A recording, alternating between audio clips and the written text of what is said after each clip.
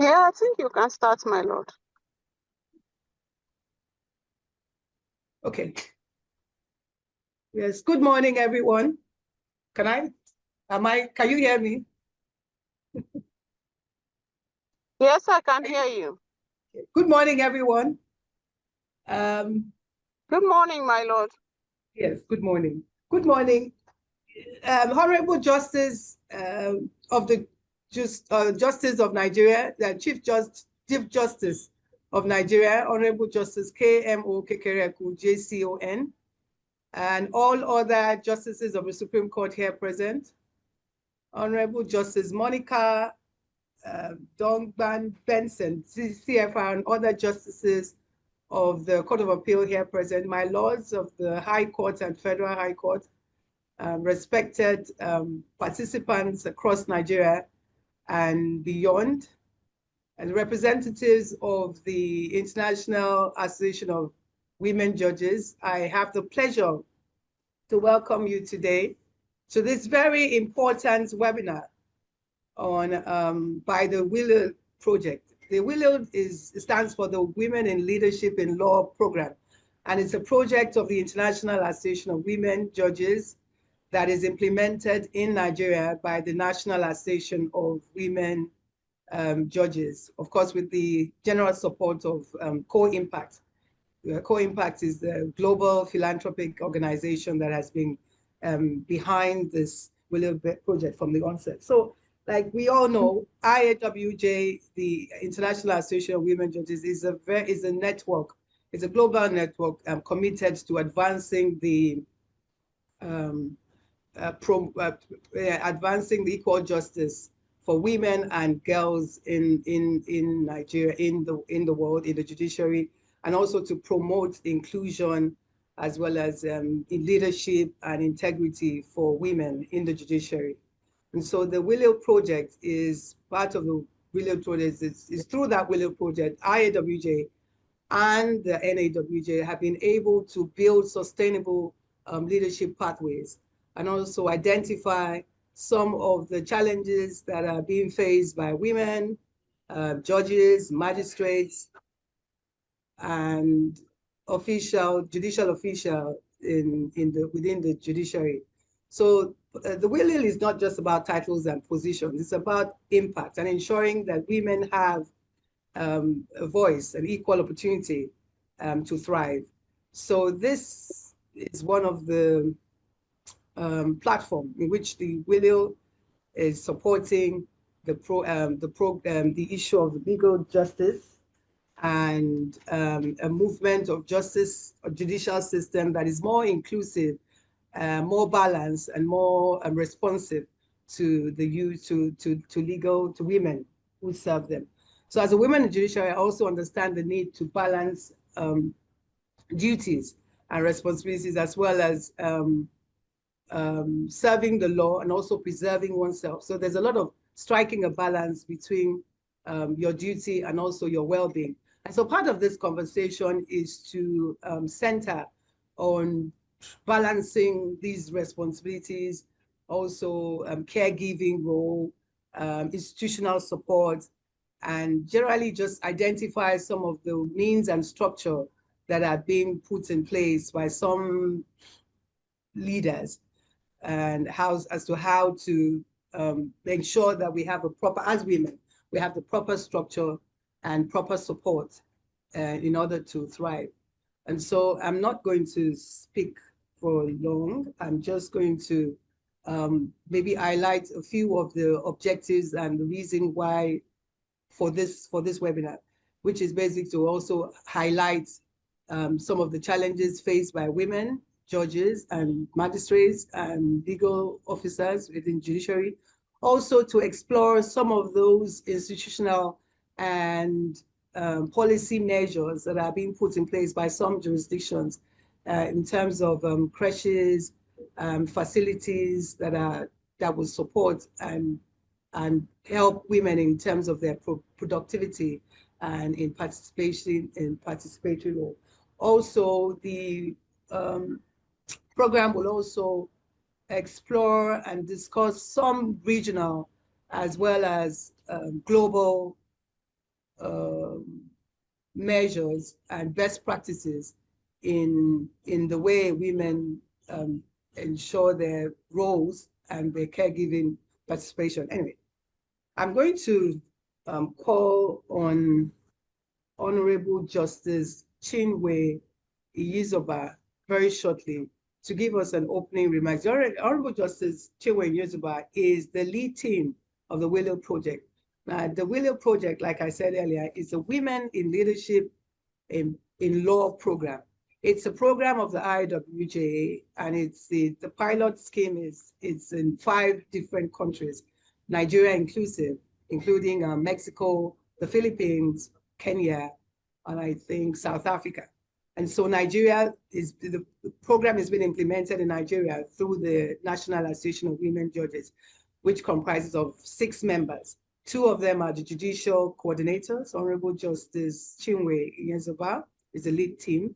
Honorable Justice Tani Hassan is also Honorable Justice Chinwe Iyizoba is a retired justice of the Court of Appeal. Honorable Justice Tani Yusuf Hassan is also a retired justice of the Court of Appeal. These are the 2 judicial coordinators. There are also 4 technical members in charge of the Willow team in Nigeria. Justice Tanimo is Oji, Justice Angela Obi, and Justice Binta Mohammed are also technical members, and myself, Honorable Justice Mujibat Iyabode Oshodi, we're the 4 technical members. So our role is to implement the concept and the idea of the IAWJ. So I'm going to very quickly call on Honorable Justice Chinwe Iyizoba, a trailblazer, a woman who is very passionate about women equality and women causes, a woman who, even after retirement, has not been tired, and she's still working behind the scenes in ensuring gender and inclusion, gender equality in all areas of judicial life. So I think her work is recorded. It is my pleasure to welcome all the participants to this webinar organized by Women in Leadership in Law, Willow, Nigeria. The Willow Project was conceived and sponsored by the International Association of Women Judges, IAWJ, in partnership with Co-Impact, a global philanthropic collaborative fund. The project is a 3-year program designed to enable, support, and promote sustainable leadership pathways for women in the judiciary across 5 countries in the Global South. The countries are Nigeria, Kenya, South Africa, Mexico, and the Philippines. The main thrust of the project is to carry out in each of these countries an in-depth investigation on the challenges women encounter in the various judiciaries of these countries. And the questions are, is there gender parity in appointments? Are the women thriving and attaining leadership positions? If not, what are the reasons and what are the solutions? Each country has its own peculiarities. IAWJ recommended to its affiliate in each of the countries the setting up of a 6-member team to get down to work on the project, taking into consideration the peculiarities in the respective country. In Nigeria, the National Association of Women Judges, NOJIN, the affiliate of IAWJ, set up its own team comprising 2 retired justices of the Court of Appeal as judicial coordinators and 7 judges as members of the technical committee. The Women in Leadership in Law project in Nigeria commenced work in 2024 with a series of workshops and collation of data regarding the gender distribution of appointments in the various state judiciaries in the country. While there are a few states such as Lagos, Edo, and of recent Kano, where the women are faring well, there are many states where the gender gap is very wide. Clearly, women are not given fair treatment in those states. Some leaders in the states try to explain the situation by suggesting that the women are not interested or that they are not qualified. That, with all due respect, is far from the situation. There is abundant evidence that many women who are interested are not given the opportunity. There is also evidence that females are doing very well in the law school and clearing many of the prizes awarded to best students in various subjects.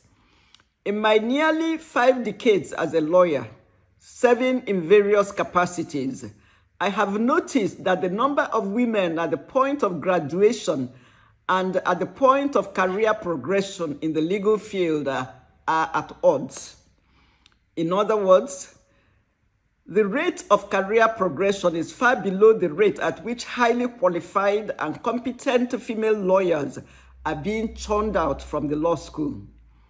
Since the start of the Women in Leadership in Law project in 2024, I have sat through a few stakeholder events.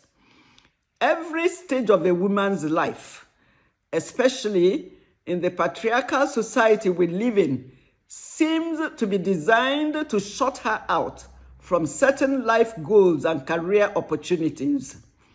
Many of the women advocacy groups present here have been in the forefront lines canvassing for equal opportunities, as has been recently witnessed with the campaign for special seats for women in parliament. Many women in the legal profession are highly qualified and deserve to be in leadership roles. Indeed, no country ever really prospers when women are not part of the decision-making process. The Nigerian judiciary is the main focus of this project. From the outside, and considering that the 2 highest courts of the land, the Supreme Court and the Court of Appeal, have women as their heads, it would seem as if women predominate in our judiciaries. That is far from the case. The national data collation, which we conducted with the assistance of Iawj and Nawj in 95% of the judiciaries in the Federation, tells the true story. As I have earlier mentioned, apart from a few states such as Lagos, Edo, and quite recently Kano, where women are very well represented, the gender gap in appointment to the high courts is wide. They fall below the minimum 35% requirement. Some state high courts have as low as 2 female judges to 20 male judges. The situation is indeed quite critical. Most of the agencies responsible for appointments, such as the Judicial Service Committees, have amongst their members the token 1 or 2 women or none at all.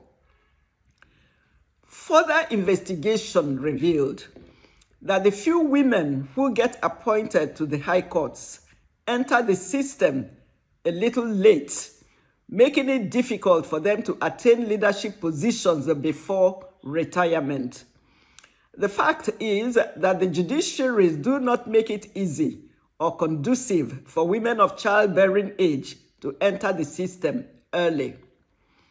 There is no known provision for maternity leave, no favorable transfer policies, no crèches, nothing whatsoever to encourage a woman of childbearing age to aspire to join the higher bench. This webinar has brought together speakers who have faced unique challenges in their career path, and one female chief judge who has put in place a means by which women can access the support they need. We shall make available to you to download the data report book produced by the Williel Initiative, showing gender disaggregated appointment in the Nigerian judiciary. We also intend to submit to NJC, National Judicial Council, a proposal for gender policy for the judiciary. We will appreciate your comments and observations, especially for the proposed gender policy. I thank you all for making out time to participate in this webinar. I assure you it will be well worth your time. Thank you. We thank my Lord for that illuminating opening remarks. I think that's that. Thank you, my Lord. Our next speaker, can you hear me? Just give me a nod if you can. Okay. Yes. So our next speaker is Miss Comfort Umaru. She's an accomplished lawyer of over 20 years, and she's also a judicial educator. So she'll be taking us on definition of key concepts and also recurring themes around the Willow Project, and also set the tone for this discussion this morning. So let me very quickly call on Ms. Comfort Umaru to make her presentation. Thank you. Okay. Thank you, my Lord. Can you all hear me? Yes. If you can, please click the like button. Yes, we can. Yes. We can. Okay. You just heard from my Lord Justice Iawj, and she spoke about the data booklet. Please check your chat box. You'll see it. It's already posted in the Zoom chat box. And now to my presentation. I have the next 10 to 12 minutes to do this session, and it's called Definition of Concept. My name is Comfort Umaru. I work with the National Judicial Institute, and I've been working on gender issues since 2018, when I was assigned to the gender dimensions of criminal justice response to terrorism in Nigeria. So today I will just be going through some of key terms, some phrases that are recurring throughout this webinar. I currently lend technical assistance to the Willow Project, where I'm assisting the judges because of my unique experience in gender issues and being able to put certain things together, like in the form of evaluation documents. So this session today, which is a definition of concepts, I have this picture on the screen. I like to present using pictures because there's this saying that a picture is worth 1,000 words. So this picture on the screen is two people about to run a race. It's the same goal line that they have to achieve.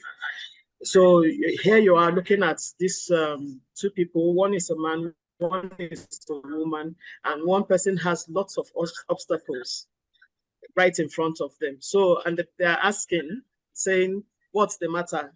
It's the same distance. You went to school at the same time with some people and you graduated. You probably even do it very well, a lot better than them, but there are pitfalls in the way. So I'm going to be discussing briefly on some of these things, which will set the tone for the rest of today's program, because I'm not the one coming in with life experience. I'm just the person with the right words and the right language who can speak to certain things. So here are some basic words and phrases. Let's define some words that women hear often.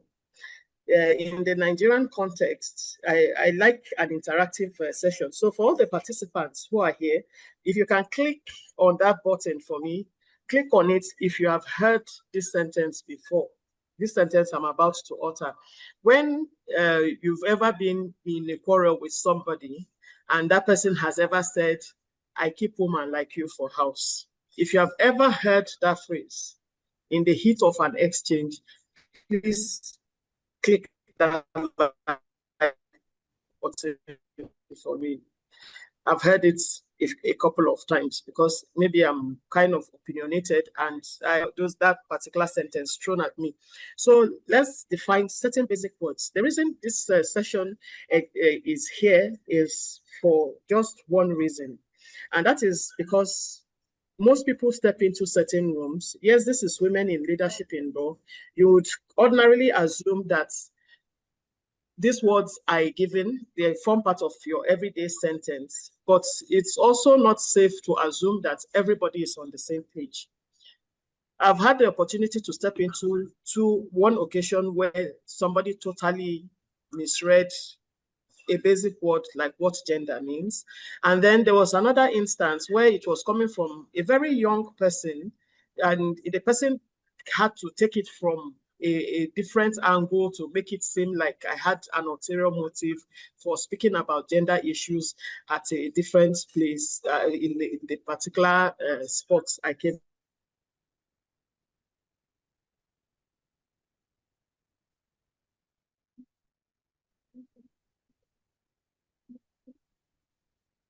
So we will now go to, I don't know, can you still see my screen?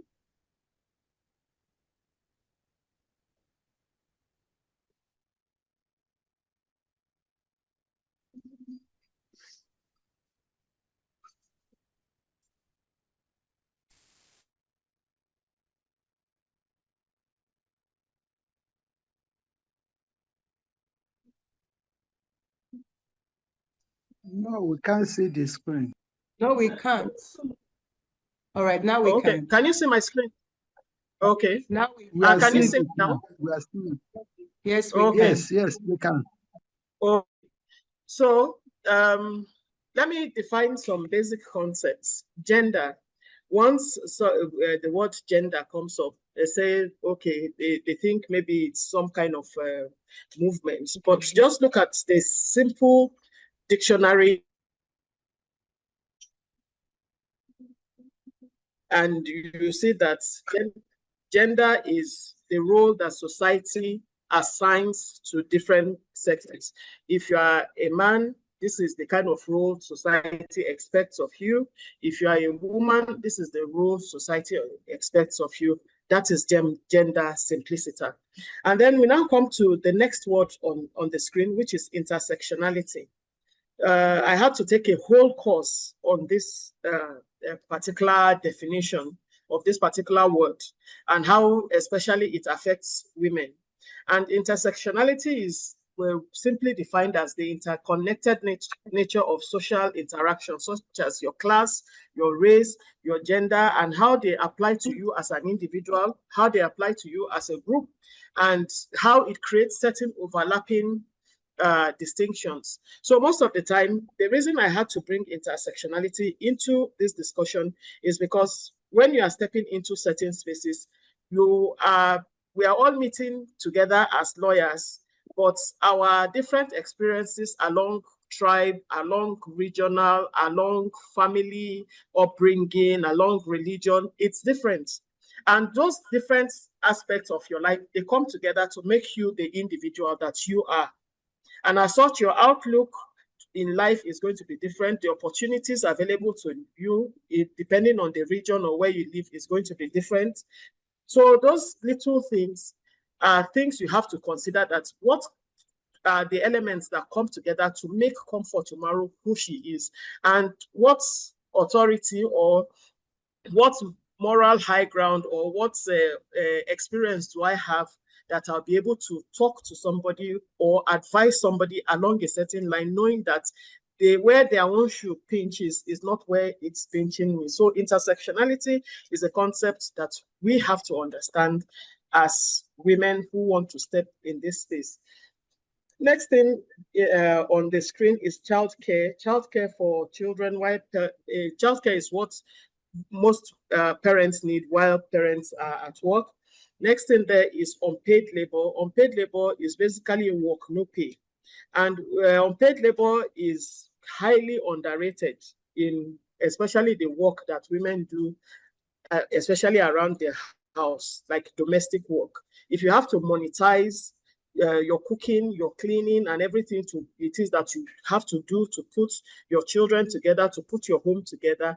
If you put it in monetary terms, you realize that if it's something that should have made you billions of dollars. Then another thing we would be running through in this course is also career gap. Is a time when somebody is unemployed, formal employment. You could probably have a business or maybe something else doing, but that gap that you have to take, which affects women a lot, especially if they have to take time off to raise children, is a recurring word that we'll be hearing. And then there's an interesting concept that I put on the screen there, which is the poverty of time. It was first propounded by Hans Rosling, a statistician from Sweden, who talked about how the number of hours in the day and the amount of domestic work a woman has to put in that day ensures that a woman's the real thing a woman is poor in is actually time, because the same 24 hours in a day, but you have extra chores tagged on. Then there's the work-life balance, which is you seeking equilibrium for your personal and professional life. And then the issue of multitasking and the superwoman trope, where all of us have to pull ourselves together. No matter how things are everywhere, you have to show that you have a full control of every task that is thrown your way, that you can do this, you can do this, you can do this. You have several hands on your body that can do so many things at the same time, or the part that science has not confirmed, saying that a woman's brain is shaped in a certain way to be able to listen and do many things at the same time. I don't want to sign into that superwoman trope. At least that's for me. So here are more words and phrases. Sexism is you see a situation at one of our stakeholder events. Someone was saying, they don't want to appoint me because I am not this, and this. So the excuse she thought was her excuse. I had to ask a question. I said, since they don't give you on this, was there somebody else beside you who is a woman who does not have the same limitations as you do that needed the appointment? Was that person given? And the answer was no. I said, well, it's simple. You have to understand that it wasn't that thing you thought disqualified you. If the person is not having that same limitation and that person still doesn't get, just know that it's sexism. It's just because you're a woman that you didn't get this. Then words that you hear some more: patriarchy, where preference is for the male line. Descent and family name and everything has to come through the male line. Other words like support system will be echoing through a lot of things that this program will be doing. And the support system is basically simplified into a phrase they say, like, it takes a village to raise a child. So who's the village around you to help you? Not village people like in modern times that we now say, but actually the village as we know as a concept as Africans. Then things like social safety nets. What are certain programs or services that are designed to protect you as an individual or protect families from hardship? Are there any support systems in place? These are questions we'll be asking. Then generational experiences is another phrase to know. We know things like Gen X, we know words like millennials, we know words like Gen Z, the Gen Alpha, the baby boomers, and all that, as you've heard in a lot of American media. Now, the time in which you are born, the decade that you were born, or the time frame in which you were born affects how you see things or how you experience things. So those that are the Gen Alpha, who are the internet age, who know how to ask Google for anything they need, they are different from those of us who had to rifle through library catalog to find one reference. Then age and stage of life problems and responsibilities. For you will be at different stages in your life. Your experience in your 20s and your responsibilities are different.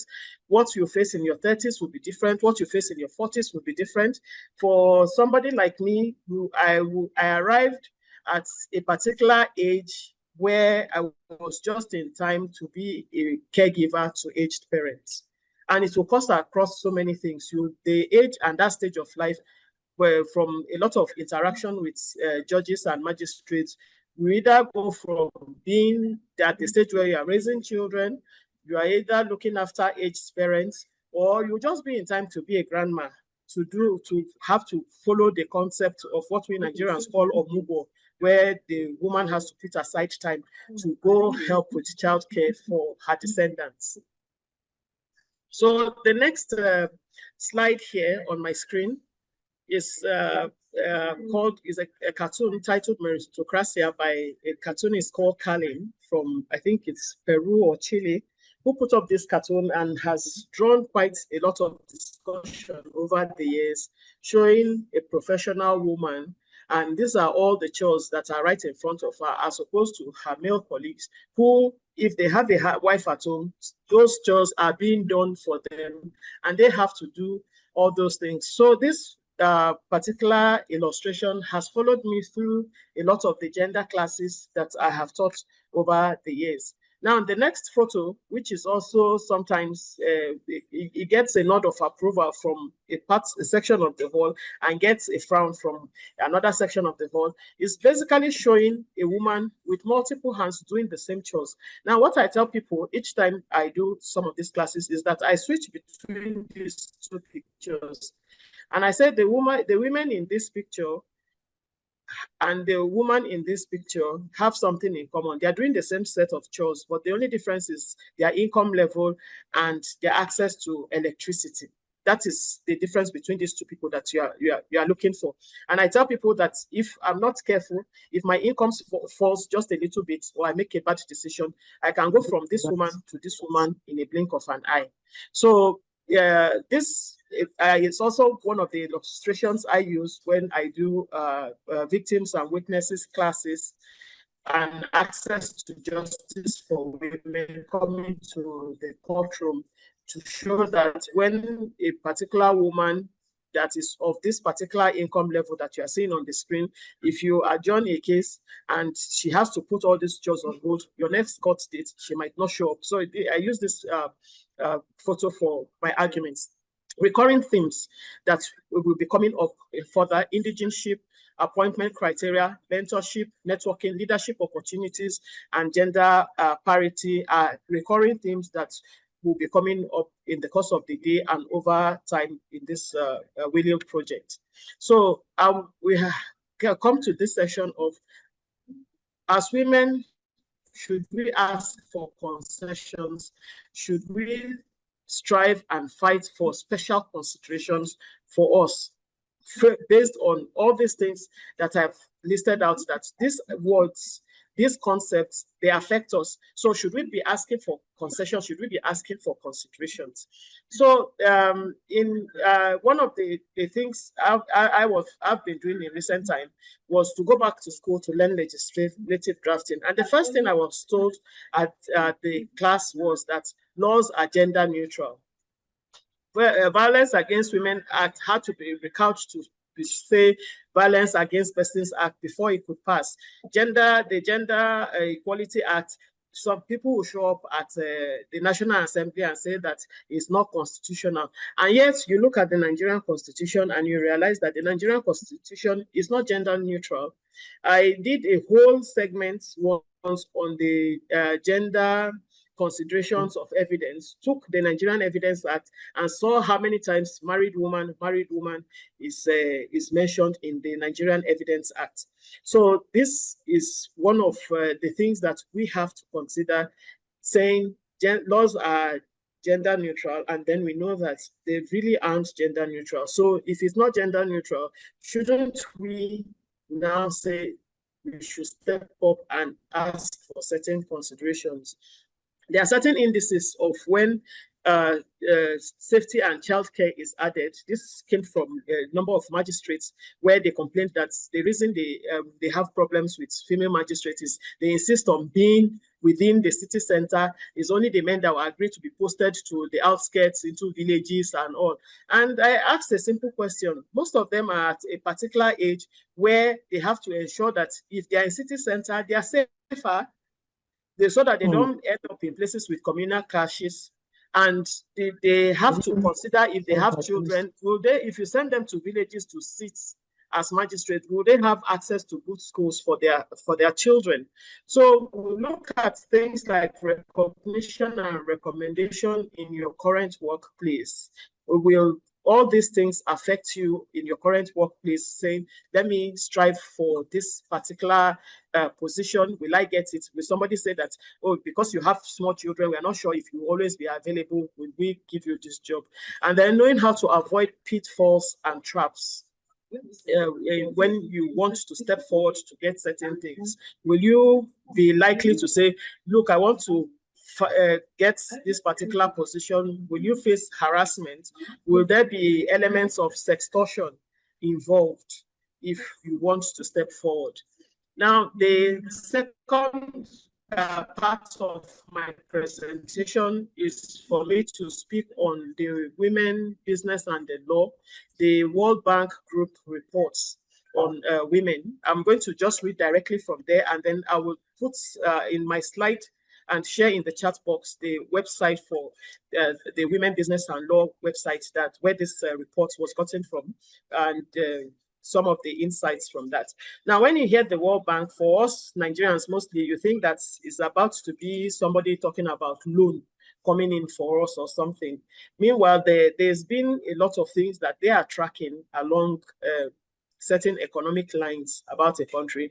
And shocker, if you don't put women in certain spaces or allow them to step into certain spaces, poverty is your middle name, which is what a lot of their reports are starting to show.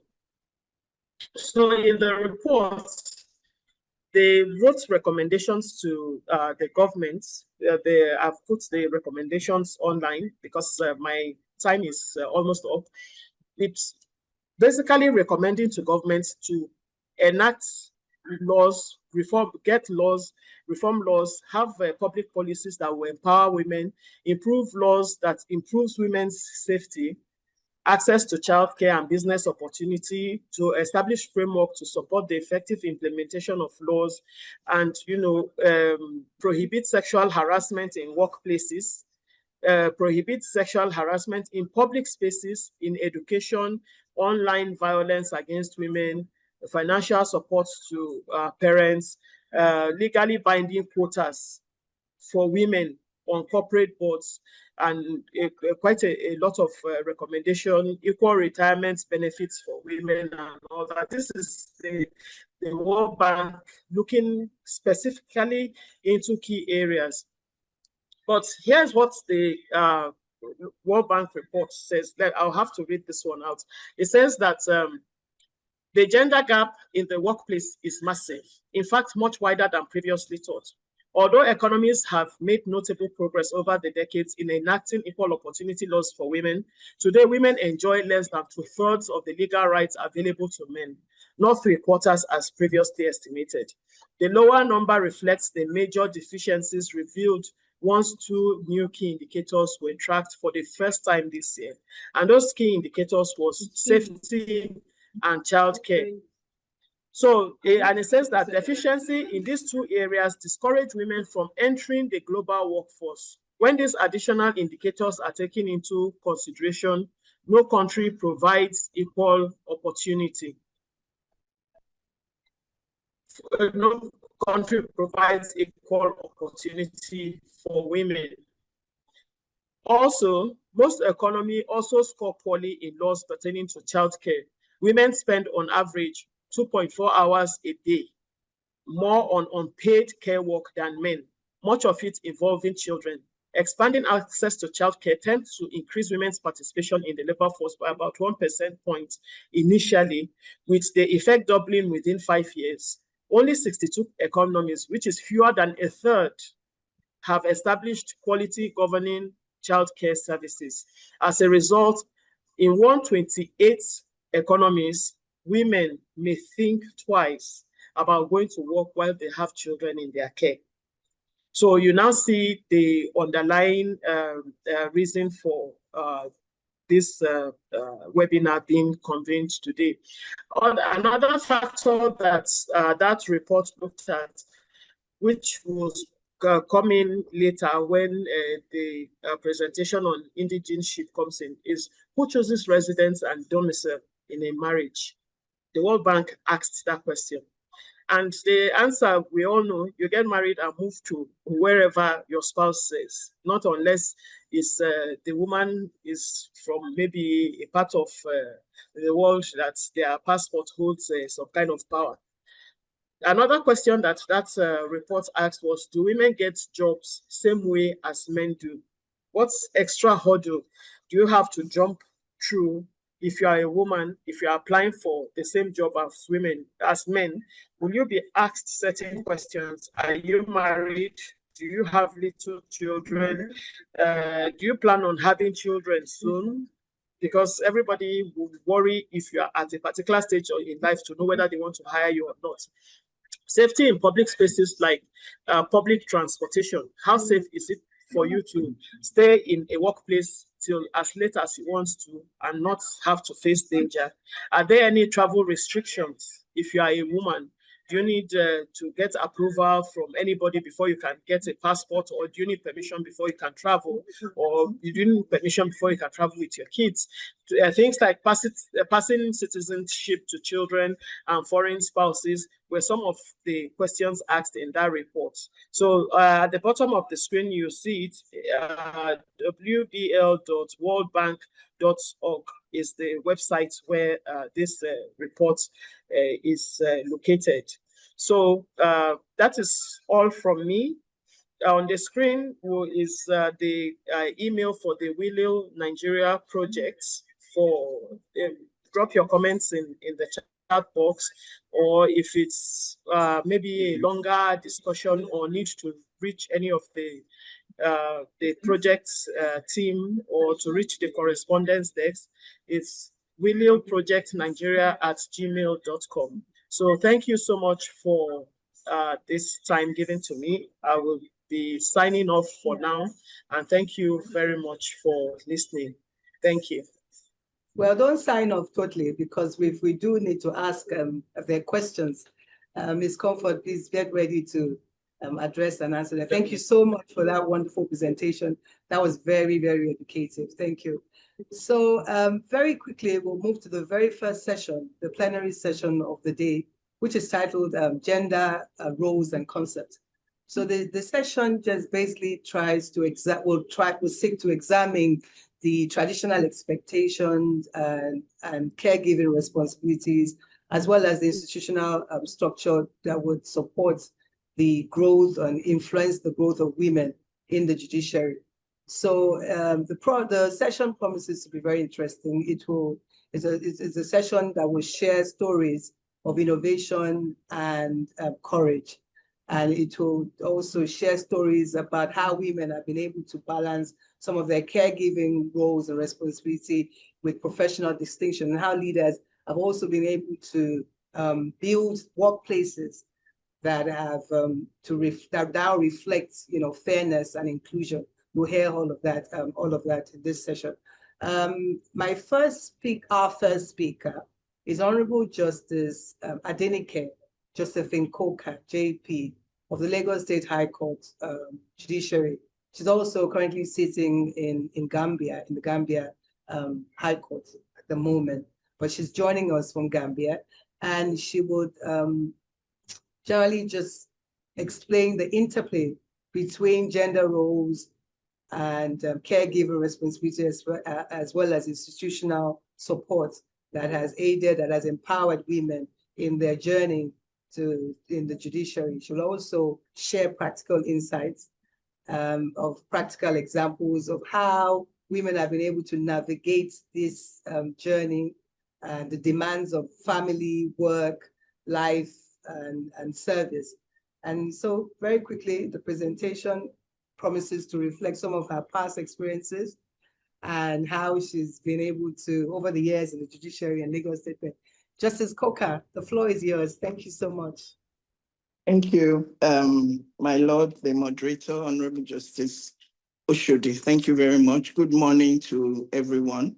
I believe my Lord Oshodi J has laid down protocol, but it behoves on me to pay my respects, of course, to the Honorable, the Chief Justice of Nigeria, who was the past president of Nawj, and Honorable Justice Kekere Okun, GCON, and also to the president of Iawj currently, and the past president, Honorable Justice Bintan Yako, who is also my Queen's College old girl. So, I need to acknowledge that. I also pay my respects, of course, to the president of the Nawj currently, the Honorable Justice Dongban Medson of the Court of Appeal, and revered appellate court justices and chief justices, other justices, and the organizing committee of WILIL, who have brought us here today, magistrates, members of the inner and outer bar, and other stakeholders. And I will rest at this point on established protocols. I bid us a very good morning, and I believe that the previous speakers, both my lord and Ms. Umaru, have laid out what I would say are the theoretical aspects that have guided both the judiciary and women in general. I especially love the last speaker's pictorial expression of the hurdles that women have to go through. So I thank especially the organizers of WILIL and for this webinar for raising this very, very important topic, which affects the administration of justice, and particularly concerning the welfare of judicial officers, women judicial or female judicial officers, because the numbers are rising. As my Lord Izoba said, they are rising, they're not quite there. It's not, we have not yet achieved the 50-50 across our jurisdiction in Nigeria, but we're on board, and therefore we are impacting justice delivery and equitable access for all litigants and court users. I believe we have a PowerPoint. I don't know if that is going up. But I think the theme, which is going to guide our discussions today, has been well enunciated, and which is to address the challenges that women face, especially in our legal and judicial workspace, in balancing career and family, and this, of course, resonates deeply with me because, and I believe that is why I was asked to speak today, because I was one of those who had a child just before I was appointed. I had my last child in February 2000, just a year before I was appointed as a judge in May 2001.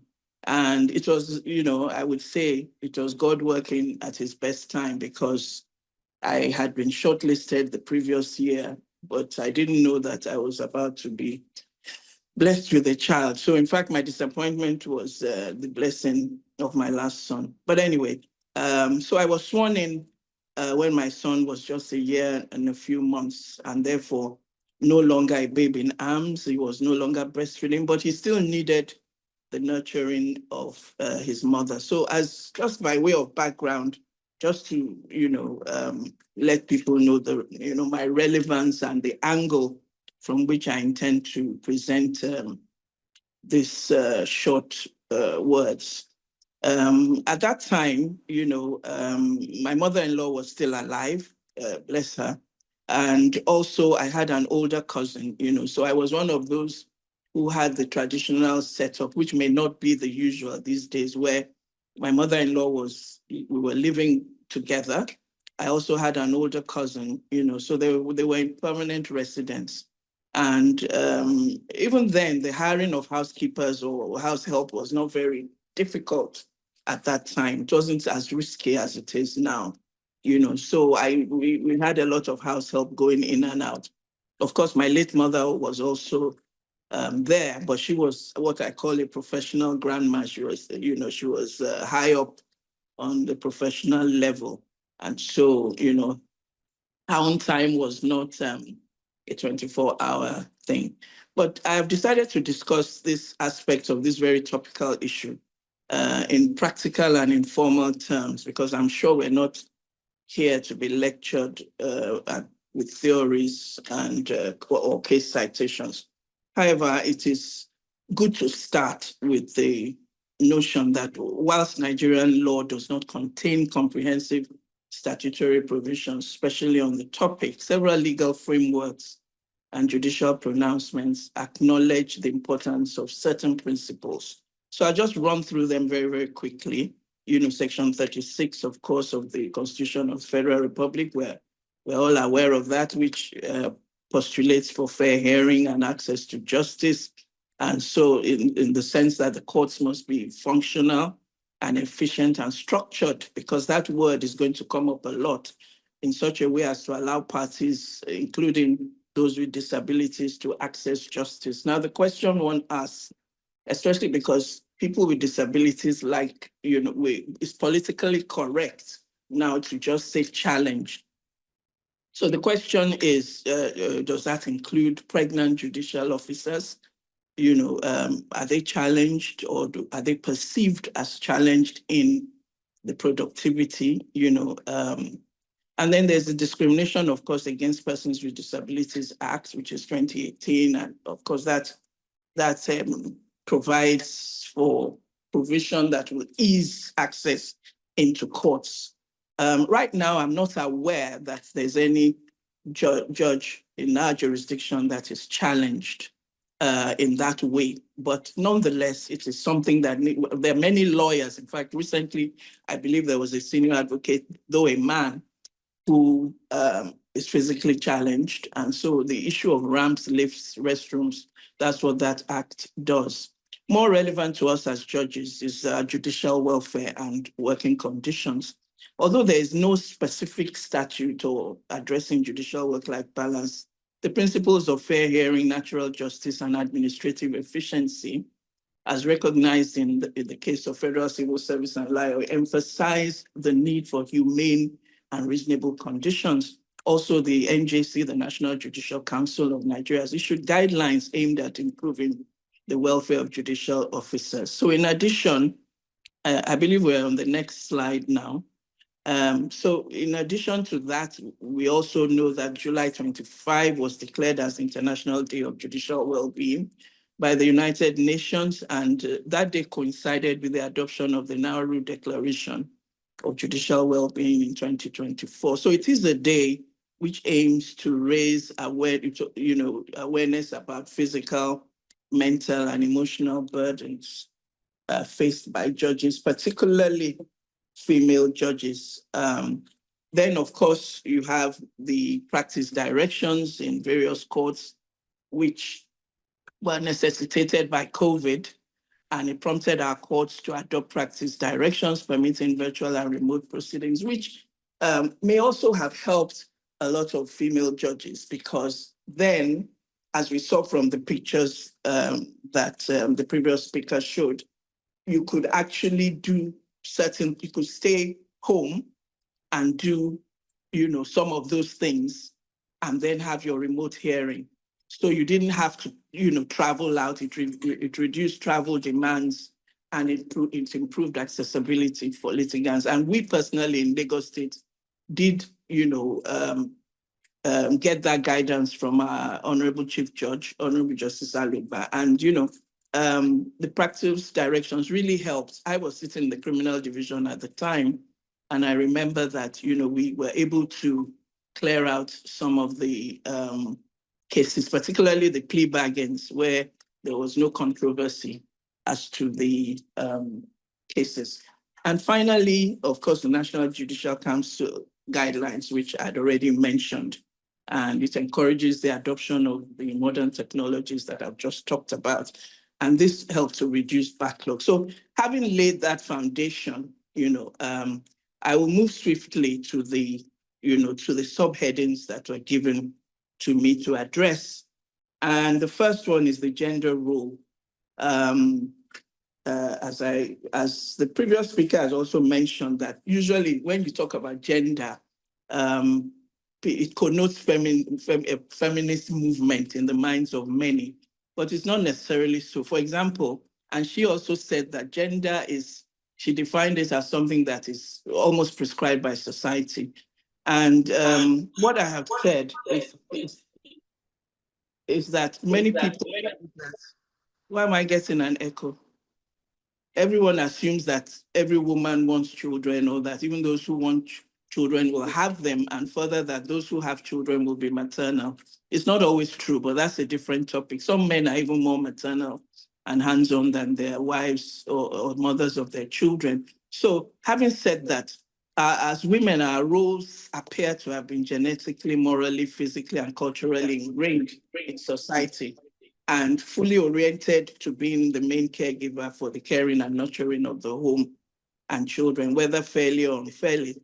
So while most women are trying to forge a career path, there's always that gender role reminder at the back of the mind. How will my husband or partner cope? Will he approve when I want to take up a position? Will he, I think you can move to the next slide, or I think I've gone to about the 4th slide now. Will he approve when I want to take up a position, far from home, or have to attend conferences or retreats out of jurisdiction, or even work very late into the night? What will happen to the children? There could be personal guilt even for the judicial officer or the woman leaving everyone. For example, as earlier stated, I am currently on secondment by the NGC to the Gambia, and sitting here as a judge. And the surprising thing is that even at my age, and we are empty nesters, I'm over 60, my husband is nearing 70, yet these questions are still being asked, as relevant, especially to the husband. Oh, why did how can you leave your husband at home, etc., etc., but I'm not an ultra feminist, and I married a traditional man who's almost 70, who was never really hands-on physically too involved in caring for the children. I mean, he didn't change nappies and things like that, even doing too many school runs. So that burden fell fully on me. I knew it, accepted it, and probably because I had a father who was, cutting, from the same cloth. So I learned not to expect it. So having said that, of course, as women, as human beings, you expect some help from time to time. But before I go into the caregiver role, I just want to give 2 examples of the type of thing that a woman needs to do sometimes. My late father came visiting once, and with so many children, under, say, the age of 10 at the time, I had my 2 daughters and a son. And the noise level was such that he just couldn't stand it. But I had zoomed out, I was completely at ease with the noise. I was able to try to have a conversation with him, but he was not able to have a conversation with me. He was just like, can't you hear this noise? And, so these are the sort of things that a woman may have to do to cope with work, because if you don't do that, you will find out that, you might get overwhelmed. So this leads to the second subtopic. I think I'm going a bit fast for the slides. So I think you can move. Yes, you can move to the next slide. I think I've covered that. I've covered that as well. And I've covered that. Yes. And then I'm now on the actual subtopic of the gender. So the next slide, please. Oh, okay, no. All right. So what has happened is that you can go to the previous slide. The topics have not been moved. You can move back. So it leads to the second subtopic, which I was given, which is the caregiver role and its impact on women's career. I'm not sure that the slides are completely covering what we had to say. And this impact, of course, as the previous speaker have said, cannot be measured empirically.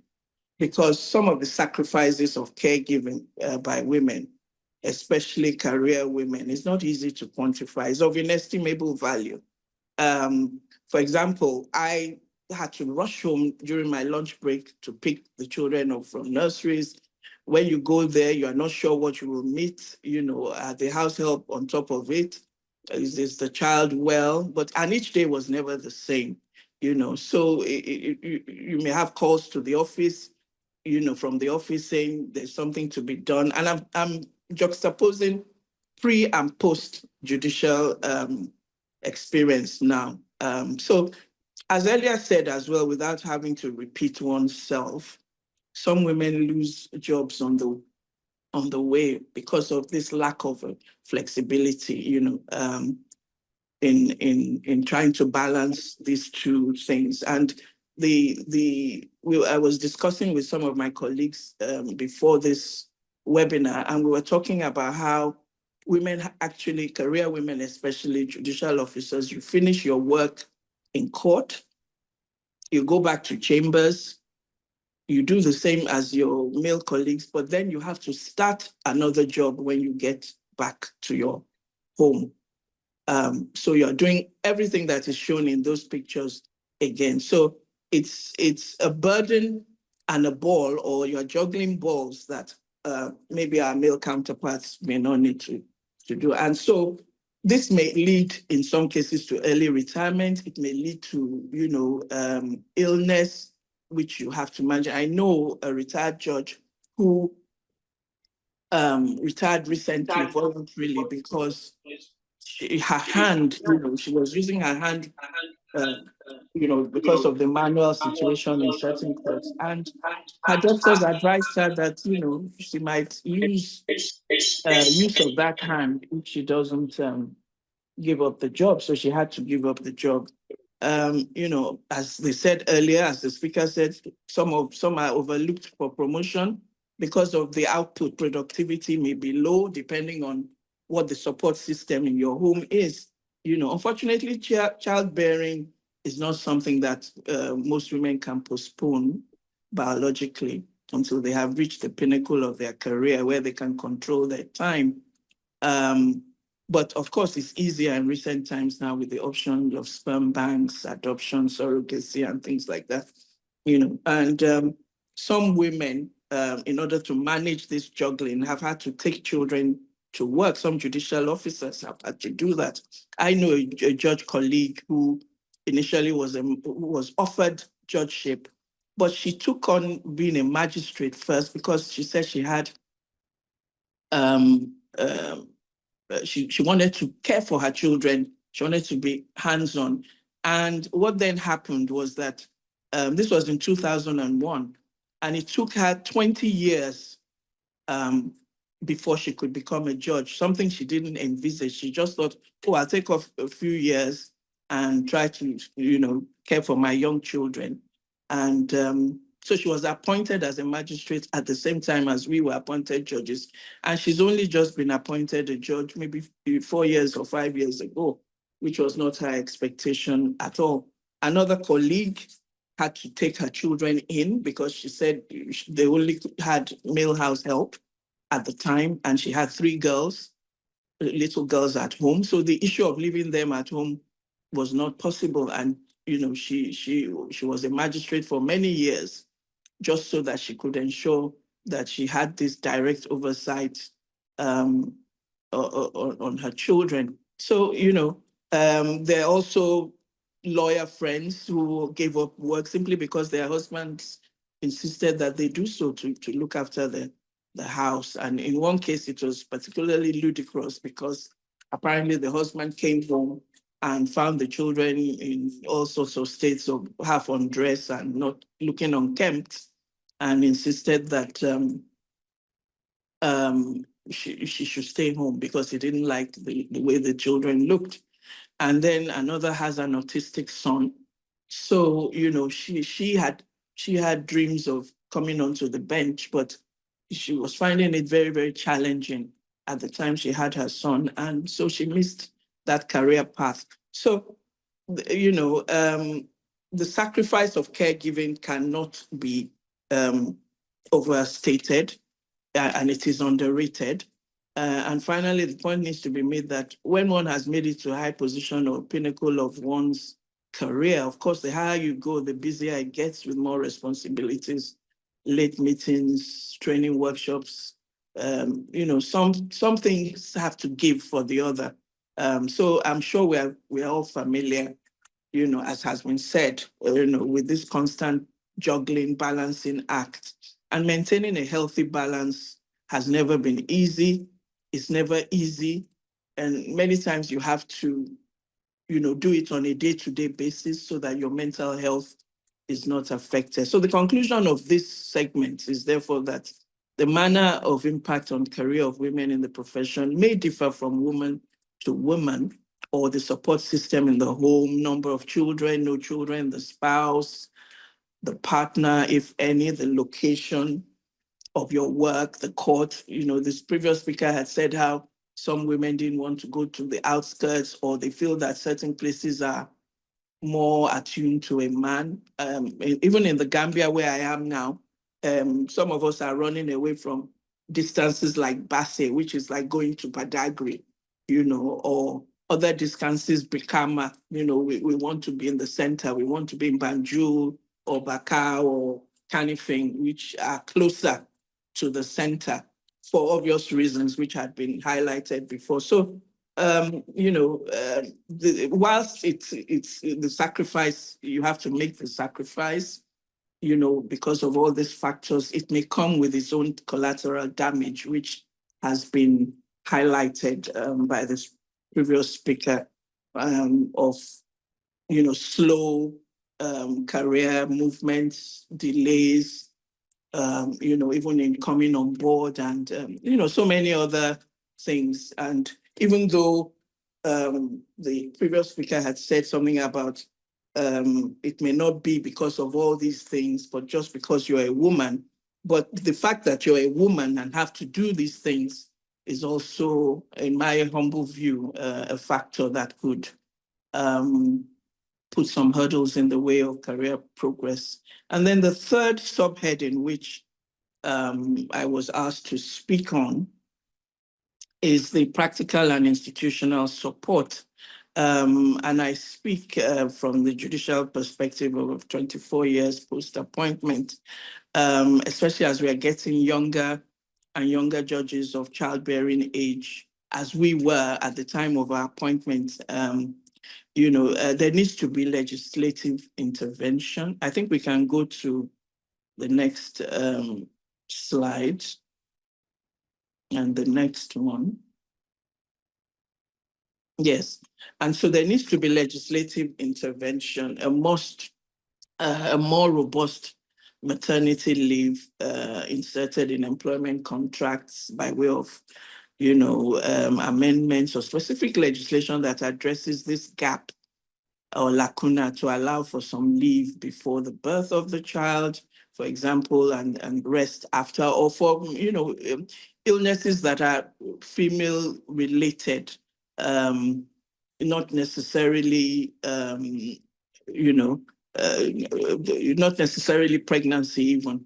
In the European Community law, for example, some countries, it allows some men in paid employment to take paid time off as well. So if they take time off and that support is there, then it helps. The Maternity Protection Act 1994 entitles a pregnant employee to, in that jurisdiction, to 18 consecutive weeks of maternity leave around the time of birth. In Nigeria, public service employees are entitled to 12 weeks of maternity leave, often paid at 50% only of their salary. This should not be, but it could vary in different sectors of public and civil service. But I think my colleague coming with the next paper, she has a more practical experience of what she faced with that. However, this entitlement only kicks in if the employee has worked for a minimum of 6 months. So I refer to the Labour Act of TAP L1, Laws of the Federation 2024, and then the 1999 Constitution, of course, as amended, In the Gambia, the General Labour Act 2023 applies along with their public service rules and regulations to time that can be taken off for maternity leave, which is 14 weeks of paid maternity leave, which taken as 6 weeks before and 6 weeks after. I know that amounts to 12 weeks, but I think it's like working days, not including weekends, or you can take the full 14 weeks after. But to qualify for paid leave, an employee must have worked for that same employer for at least 2 years. Otherwise, you can only get unpaid leave. And written notice and a medical certificate are required to confirm your pregnancy, the expected date of delivery.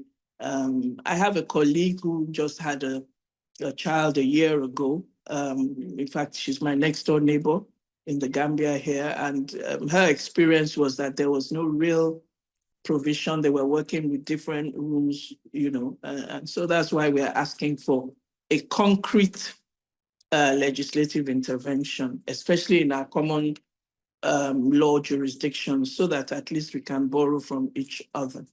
I'm also advocating infrastructure and equipment development. So apart from the retro living courtrooms that are designing new ones to address accessibilities to persons with disabilities, and I say that again as persons with challenges, because I mean, even when you're talking about a pregnant judicial officer, not everybody can carry the pregnancy properly.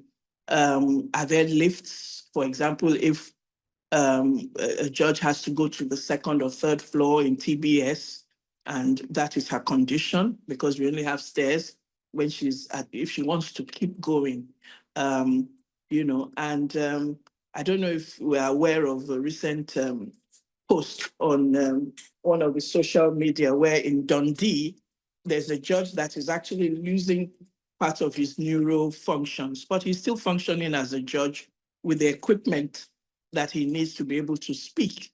So if some of these things can be put in place, then maybe, a disability or, some illness or even pregnancy will not be that much of a hurdle to productivity and impact in justice delivery.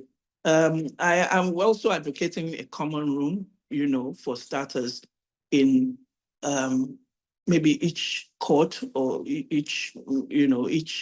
not each court. What I mean is that each court location. And the reason why I say a common room rather than a creche is because, as the previous speaker said, there's always a pushback when you're trying to push something for female gender things, only. The world wants to go gender neutral. And so my suggestion is really based on that foundation that there could be a common room which would then accommodate whether you're male or your female colleagues, but then it could have a creche attached to it, or which would then be child-friendly and purpose-built for comfortable cubicles for nursing, for example, and have food, and then people there can be employed, 1 or 2 people can be employed, or even judicial officers can bring their own staff in. But more importantly, it will provide a place where judges can converge, and we can now again be our brother's keeper or sister's keeper if you prefer. And of course, we're in the digital age, so it will mean that there could be CCTV cameras in there, which we can access because there are apps, for you to access even your home now from your phone. So, if that kind of app can be established, then whilst you're even in between cases, especially now that we're going in for slotting, time slotting. Gambia is a big thing where cases are time slotted. So whilst it's a bit disruptive, because if one case doesn't flow into the other, you have to rise and come back and all that.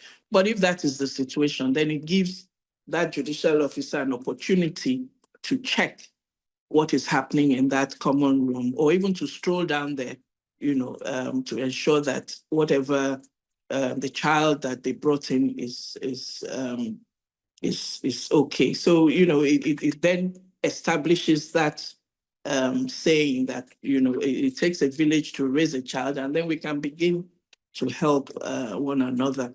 Of course, orthopedic chairs are very, very important to assist the judges, because it's a sedentary job. You're back, you know, again, if you're, you know, talking about pregnant colleagues and all that. But more importantly, I think we underestimate the power of regular checks by doctors and nurses in the court clinic. I don't think that what we have now, that, oh, well, you know, if you need something, just call the clinic. I don't think that is enough. I think the wellness should be that the doctors, you know, are able to go around and check on the, you know, because many times you're so busy that, you know, you just come in, do your work and go home.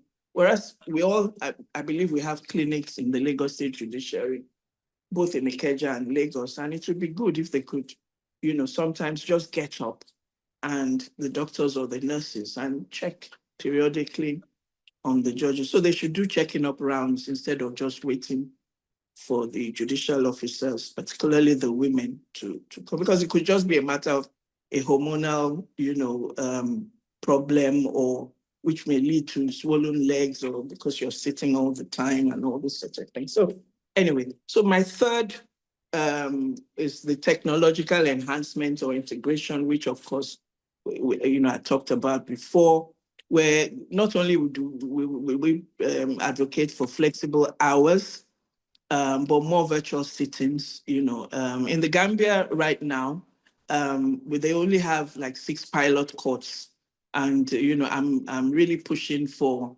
the equipment to transcribe, because I said I came from a jurisdiction where I stopped writing, and it's obvious what you can achieve when there's the equipment for recording and things. But some of the colleagues who have that in their court, not only are they not writing, which is helping their you know, physical health, but the output is, you know, we can't compare to those who are still on the manual train, you know. So, you know, of course, we still have to cross the hurdle of the legality of public hearings as prescribed in our Nigerian constitution.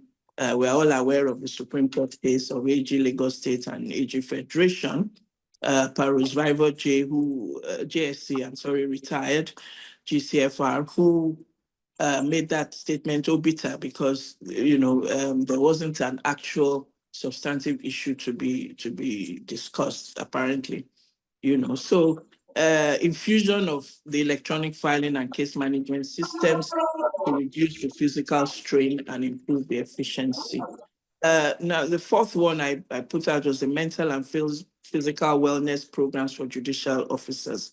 That is very, very important because we go for so many other trainings, but recently, especially at the recent Commonwealth Magistrates and Judges Conference, which I attended back in my base in the Gambia, it was a very big thing based on the Nauru Declaration, which I talked about earlier, that it is so, so important that the wellness and physical programs be infused into the judicial officers, especially the female judicial officers, who, as we have said, are doing 2 roles at the best of times. You know, if it's not with your partner or your husband, then it's with your husband and children and all that. So it's very, very important that those kind of programs be infused. I know that in Lagos State, we have the Recreation Center, which really is available, you know, for judges to go there and swim and have exercises. But I think a more structured or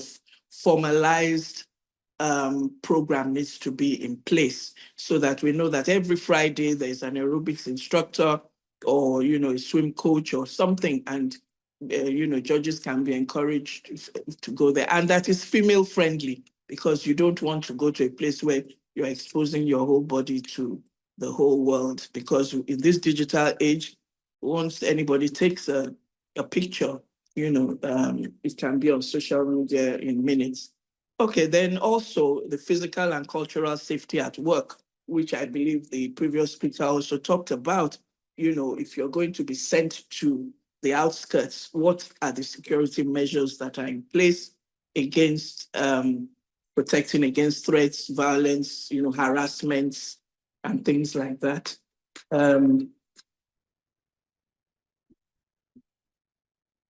Yes, I'm almost concluding, my lady, and then the continuous training, which is very, very important for us as judicial officers, so that we can manage our time properly, stress and reduce stress, and especially with the use of these assistive technologies, AI tools, and the like.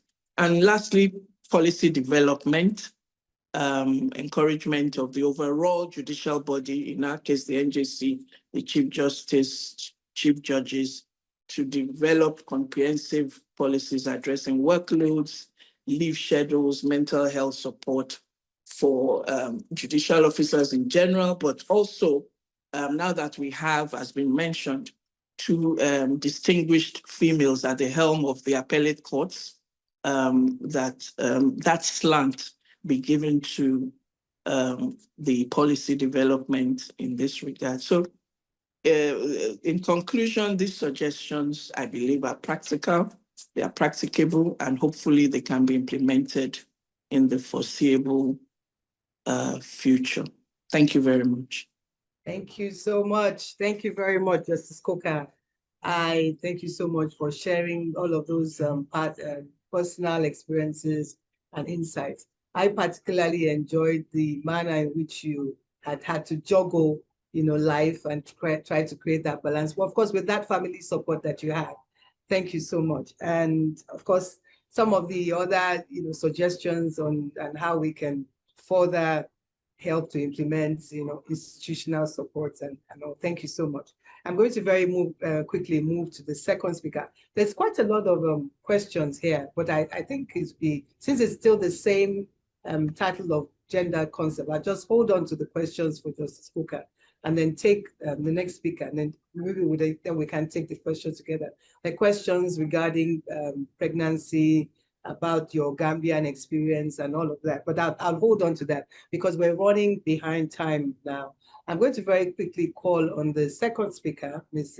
Honorable Justice Efunkunbi, another Josephine, Yeah. of the Lagos State High Court. And then she will, of course, be deepening further this conversation on well-being, caregiver, balancing, and institutional support. Honorable Justice Josephine Efunkunbi of the Lagos State High Court will also share practical experience and personal experience, I beg your pardon, on practical measures and how the court can further implement and support that would help women to thrive and to grow within the judiciary. Honorable Justice Efunkunbi Oyefeso, the floor is yours. Thank you. Thank you very much, our moderator for today, and thank you very much for everyone that has spoken earlier. I want to please stand on all the already established protocols by our moderator and by Honorable Justice Coker, who spoke earlier. Ladies and gentlemen, I count it a great privilege to have been asked to contribute to this most important discourse at this time, enhancing work-life balance and accessibility in court settings. This webinar is coming at a time when we as judges need to take charge of our total well-being to ensure that no aspect of our lives is allowed to suffer. I will start with a definition of terms. What is work-life balance?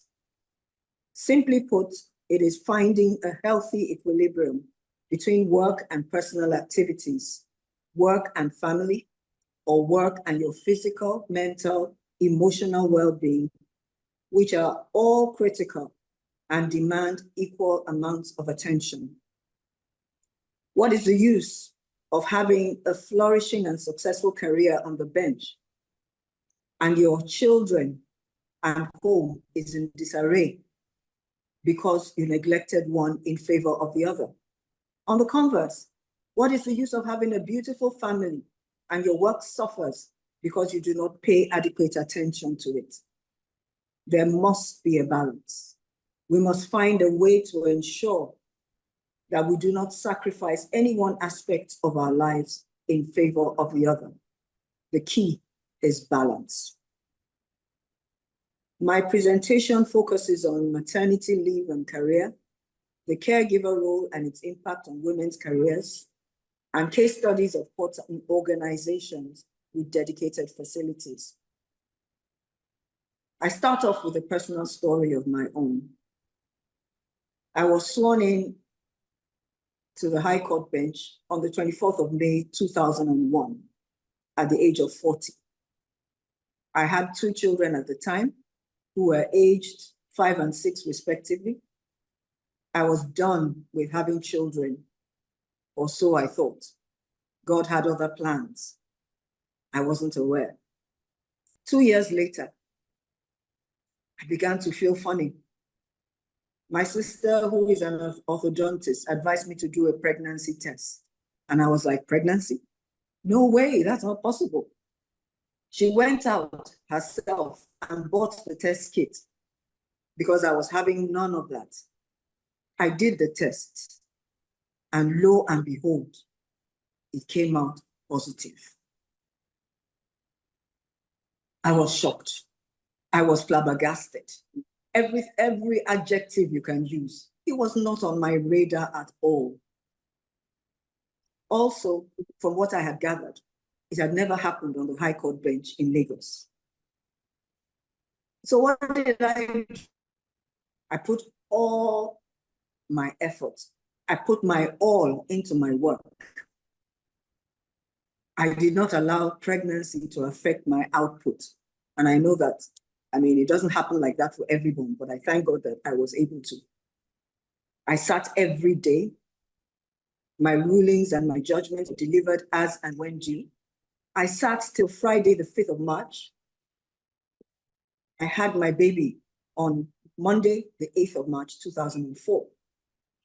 In fact, many lawyers who are attending my court regularly did not even know that I was pregnant, all thanks to the sitting gown that we all wear. I had my baby, and then the back and forth began. There was no policy in place for maternity leave for judges, as the need had never arisen before that time. The question was, what do we do? How do we deal with this? Eventually, the then Honorable Chief Judge of Lagos State, Honorable Justice Shotuminu of blessed memory, decided to follow the Lagos State's public service rules. At that time, it was 3 months maternity leave. There were no facilities or policy in place when I resumed from maternity leave. It was all a learning curve, not only for me, but for the Lagos State Judiciary. I had to juggle sitting, rulings, judgments, caring for a newborn with all that it entails. It was a trying time for me, but God helped me to weather the storm. My husband was also a very hands-on dad, and so he did the school runs for the 2 older children and generally tried to take the stress off me. I was also able to engage a nanny, Mamola, who looked after my mother till she passed in 2003. Today, that baby is 21 years old, to the glory of God. So who is a caregiver and what is their role? A caregiver is someone who provides physical, emotional, psychological, moral, educational, and sometimes even financial support to improve the quality of life. In this context and in this climate, when it comes to providing physical and emotional support, taking care of the household and keeping it, it falls squarely on the mother. Mothers wear multiple hats and must perform also in the workplace. The caregiver role comes with its challenges, which the speakers before me have highlighted, including career stagnation. Impact does a caregiver role have on a career on the bench? A mother is a nurturer. She has to juggle taking care of her husband, the children, taking care of the home, and at the same time, taking care of her work, writing rulings, judgments, court sittings, ensuring that she meets up with the Nigerian Judicial Council deadlines. Most of the time, work does not finish in court. In fact, this work is never ending. You have to take your work home, write your judgments, sometimes staying up late into the night to complete your assignments. It is indeed a challenge, juggling career, growth, and caregiving all at the same time. When babies are at a toddler stage, it is very necessary for us to get the required support from husbands, from mothers, from nannies, grandpas, grandmas. In the times we live in, however, getting someone trustworthy may be an uphill task. But I think that when you become empty nesters, as most of the judges are, it becomes easier to commit fully or better to your work. There is no doubt that there are barriers in the way of women who seek a judicial career in many climes. Their traditional role as women as caregivers, the demanding work schedules, the heavy dockets contribute in no small measure to the biases against women. In many countries, the story is changing. As at March 2025, 31.5% of judges in Nigeria are women, and the number keeps increasing year by year. The increasing number of women on the bench challenges stereotypes and public perception. In spite of their demanding roles at home and at work, women are seen to be fair, to be dedicated, to be very hardworking in the discharge of their judicial functions. Today, the Lagos State Public Service Rules have been improved since 2014, somewhat in relation to maternity and career. Since then, Ekiti and Enugu states have also improved on maternity leave. A lot more, however, needs to be done. The Lagos State Public Service Rules is followed by the magistracy in Lagos State. According to Section 2, Paragraph 120235A, a female officer who is pregnant is entitled to 24 weeks maternity leave with full pay in the case of her first 2 deliveries. The leave commences 2 weeks before her expected date of delivery, and any third and subsequent deliveries attract only 12 weeks maternity leave. Annual leave for that year is regarded as part of maternity leave. And where the annual leave has already been enjoyed, the grant of maternity leave will be without pay. Section 2, Paragraph 12036 provides that a female officer nursing a child shall be granted 2 hours off duty every day, up to a maximum of 6 months from the date she resumes duty from her maternity leave. The rules go further to provide in Section 2, Paragraph 120237 for paternity leave for our husbands, 10 consecutive days in relation to the first 2 deliveries only. He is not entitled to paternity leave for the third and subsequent deliveries. Approval is subject to the presentation of the child's birth certificate or letter of release as applicable. The 24 weeks maternity leave is in line with the World Health Organization, WHO, which prescribes 6 months exclusive breastfeeding. The Lagos State Health Policy also supports this. The private sector is generally benchmarked in line with the Nigerian Labour Act, which mandates only 12 weeks of maternity leave paid at a minimum of 50% of the employee's wage. Many private companies follow this minimum, which is often seen as insufficient in duration and financial support. At the federal level, the Federal Civil Service Rules, revised in 2023, prescribes 112 working days at a stretch, beginning not less than 28 days from the expected date of the delivery with full pay. Annual leave for that year is regarded as part of maternity leave. Where the annual leave has already been enjoyed before the grant of maternity leave, that part of the maternity leave will be without pay. That's chapter 12, paragraph 120218. On resumption after maternity leave, the female staff is granted 2 hours off duty for a maximum of 6 months. Paternity leave is also granted before or after delivery for a period of 14 working days, and not more than once in 2 years for a maximum of 4 children.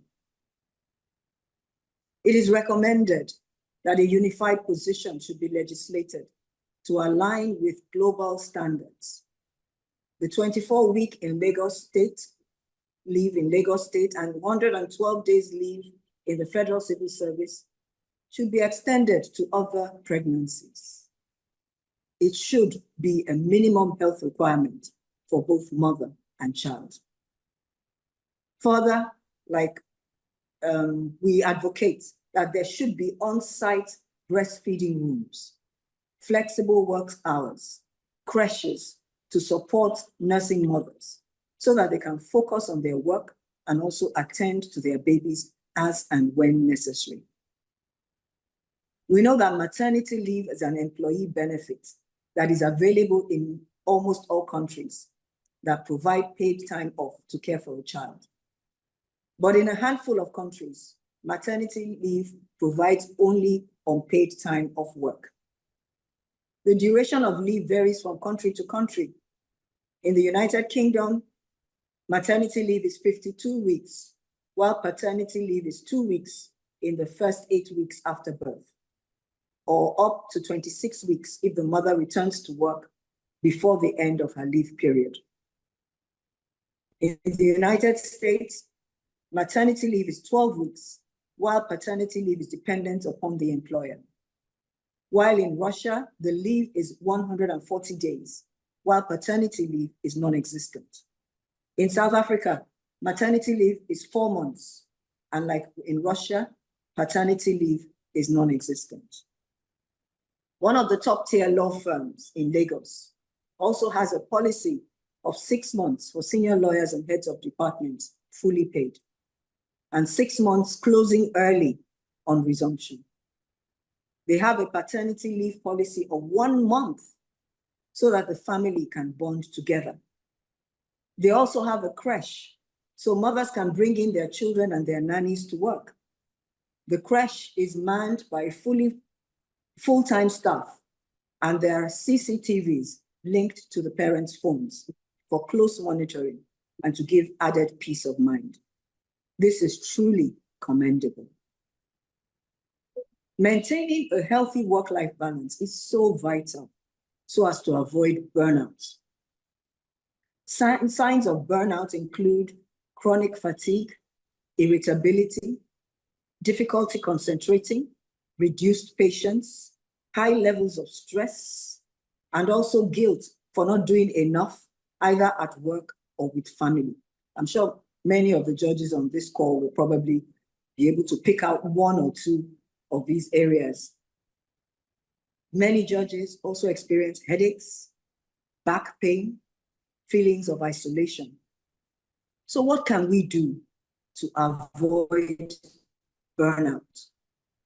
Number 1, we need to share the load. We need to accept support and delegate where necessary and where possible. Grandma, grandpa, your siblings are an invaluable community that you must lean on. At work, judicial assistants who help with research. Well-trained staff can also help lighten the load. We must also embrace IT, learn to use our computers, laptops, iPads, etc. It makes the work easier and lighter. It is never too late to start. In fact, the person that gingered me into learning how to use the computer started at the age of 55. And when I watched this professor gentleman, he typed everything.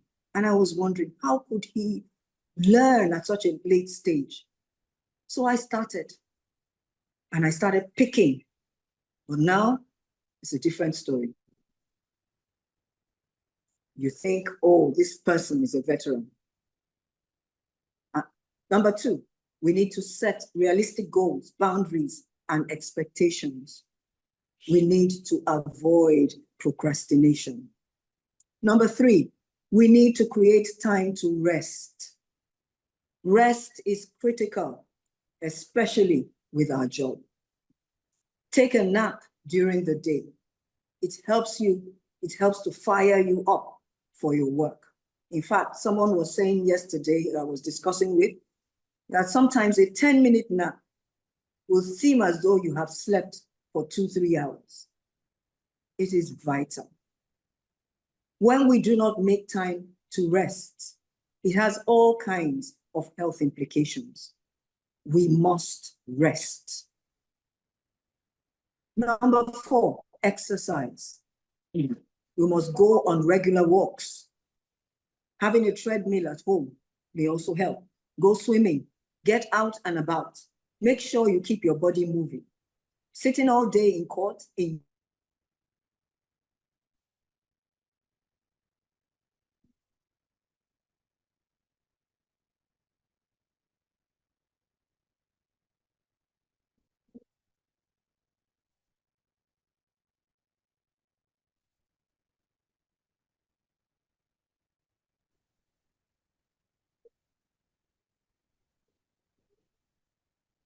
doing what you enjoy doing as a family. Number six, schedule me time. And I am big on me time. Prioritize self-care. What are the things that you enjoy doing? For me, making a day out of getting my hair done, getting my nails done is therapeutic. I take myself out to lunch sometimes. That is something I also enjoy. Doing crossword puzzles, reading books, I also love. Traveling, listening to music, I also love. For some, it may be a spa day. It may be going to the cinema. It may be traveling, watching movies, listening to music. Do whatever makes you happy. Do what makes you relax. Make yourself a priority. You only have one life to live. Therefore, enjoy your life. I trust that we have been able to take one or two things away from this presentation. I want to thank everyone for listening. And I say thank you also to the organizers. Thank you. Thank you so very much, Honorable Justice Josephine Efukubi Oyefeso. Thank you very much for sharing those personal details and experiences. Thank you for all of those insights and advice that you've been able to impart today. Thank you.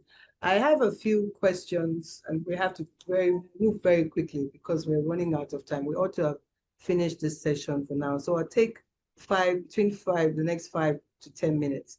A few questions already. I have some here relayed for both speakers because we need to quickly move to the next plenary session now.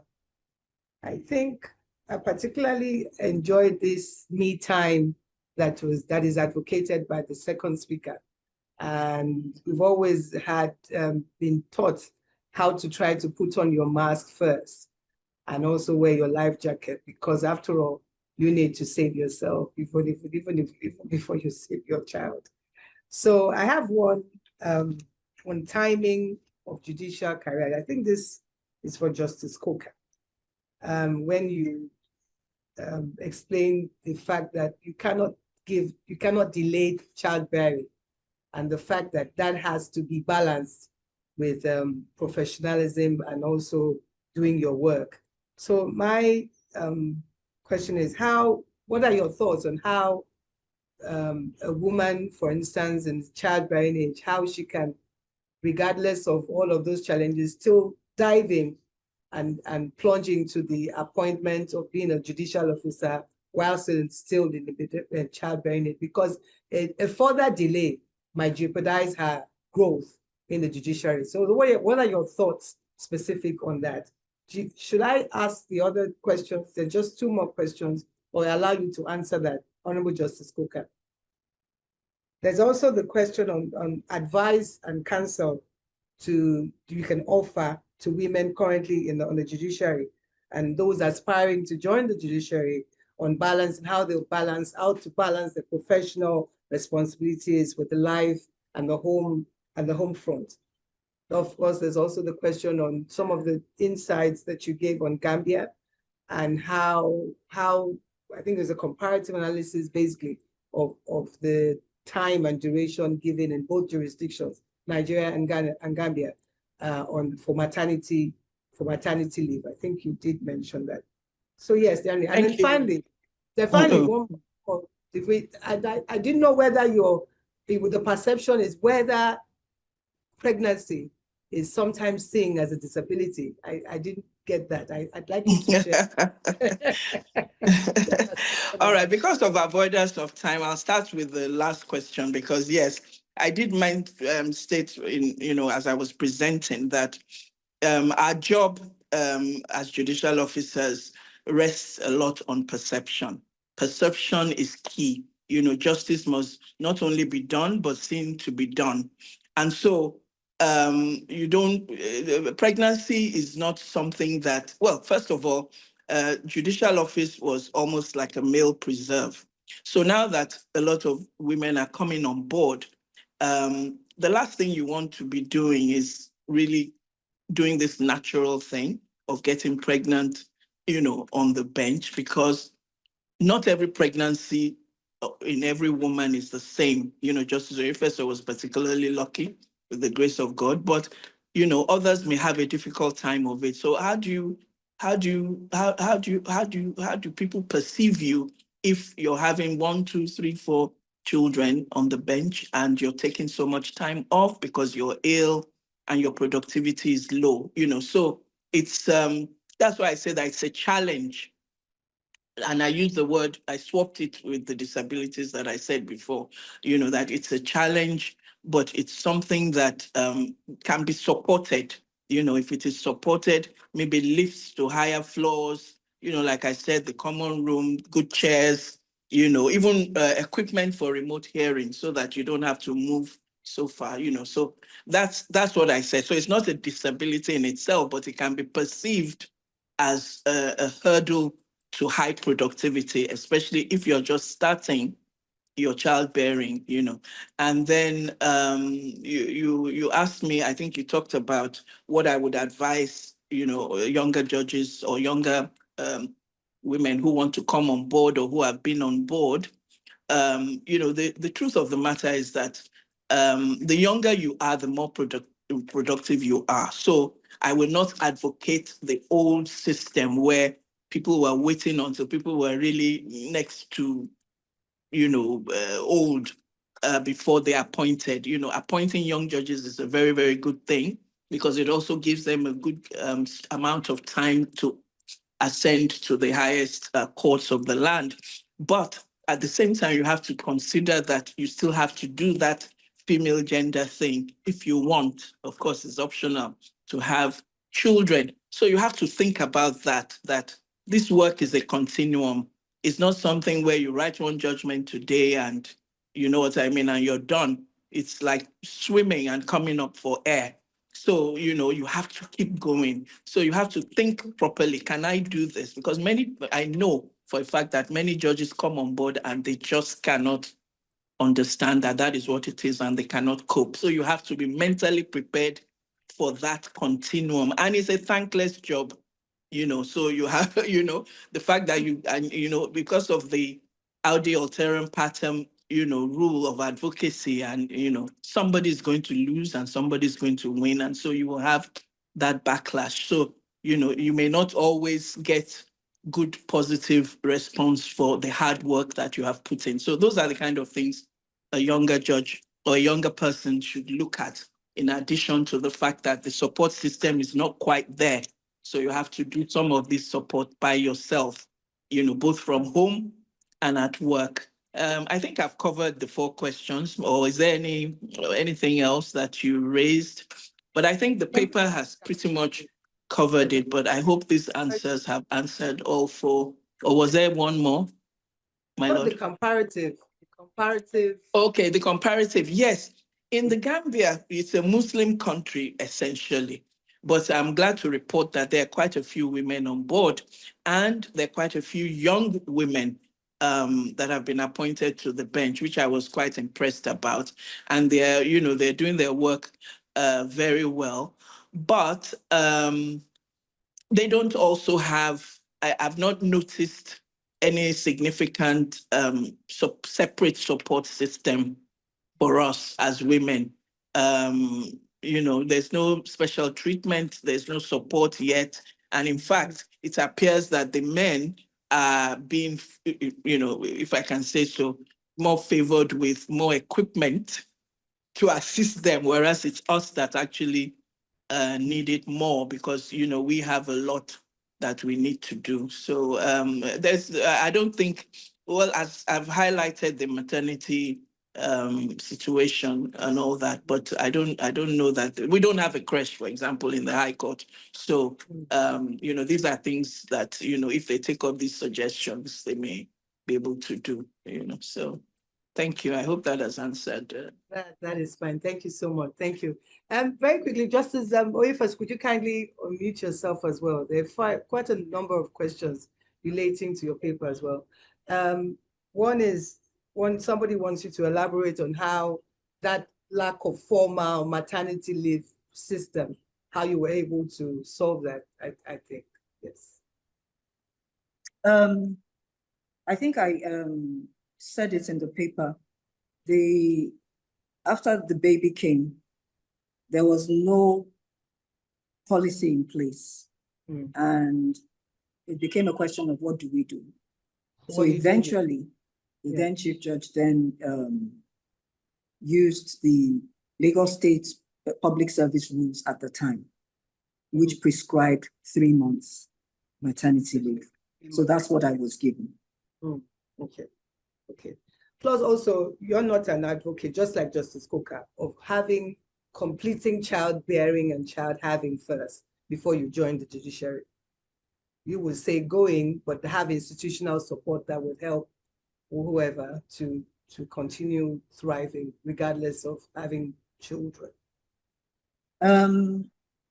I believe that women, like Justice Coker said earlier, the earlier, the better you come on the bench. But your mindset must be prepared, because there are no crashes. You have to be ready to do a lot for yourself. I mean, thankfully, we all have our chambers. You can bring your baby in with your nanny if you have one, or else leave your baby with your parents, your husband, your siblings. But we must take care that we ensure that we give them the very best, watching over them, guiding them, guarding them, whosoever is taking care of the children. Like I said, bring your baby into chambers. You go into court, the baby is in here. For me, I have my chambers. I also have a little ante room. So I can use that, for the baby. and everything works out well at the end of the day. But whosoever is coming on the bench must realize that it's a do-it-yourself system. Right now, we don't have all those institutional support that we need to really go all out. But I think that there is nothing wrong with coming in early. Thank you. Okay, so that I think that last comment taking care of this question that says, based on your observations and experiences, are there specific policies or institutional arrangements such as creches, flexible work hours, or nursing facilities that you believe should be implemented to better support women in the judiciary? So there aren't any, as far as you're concerned, any? Well, it's not that there aren't any. Your time is yours. You have flexible hours. You can fix time for sitting. And once you fix that time, you ensure that counsel are in court, you finish your cases as and when due, and then you go and do other things. So like Justice Coker was talking about what obtains in the Gambia, you can give them time. Your case is coming up 10 to 10:15, and devote that time to that case. And, once you do that, you are able to be flexible yourself. You can take time out, come back into chambers, take a nap, have a cup of coffee or tea or whatever, go back in, watch over your baby.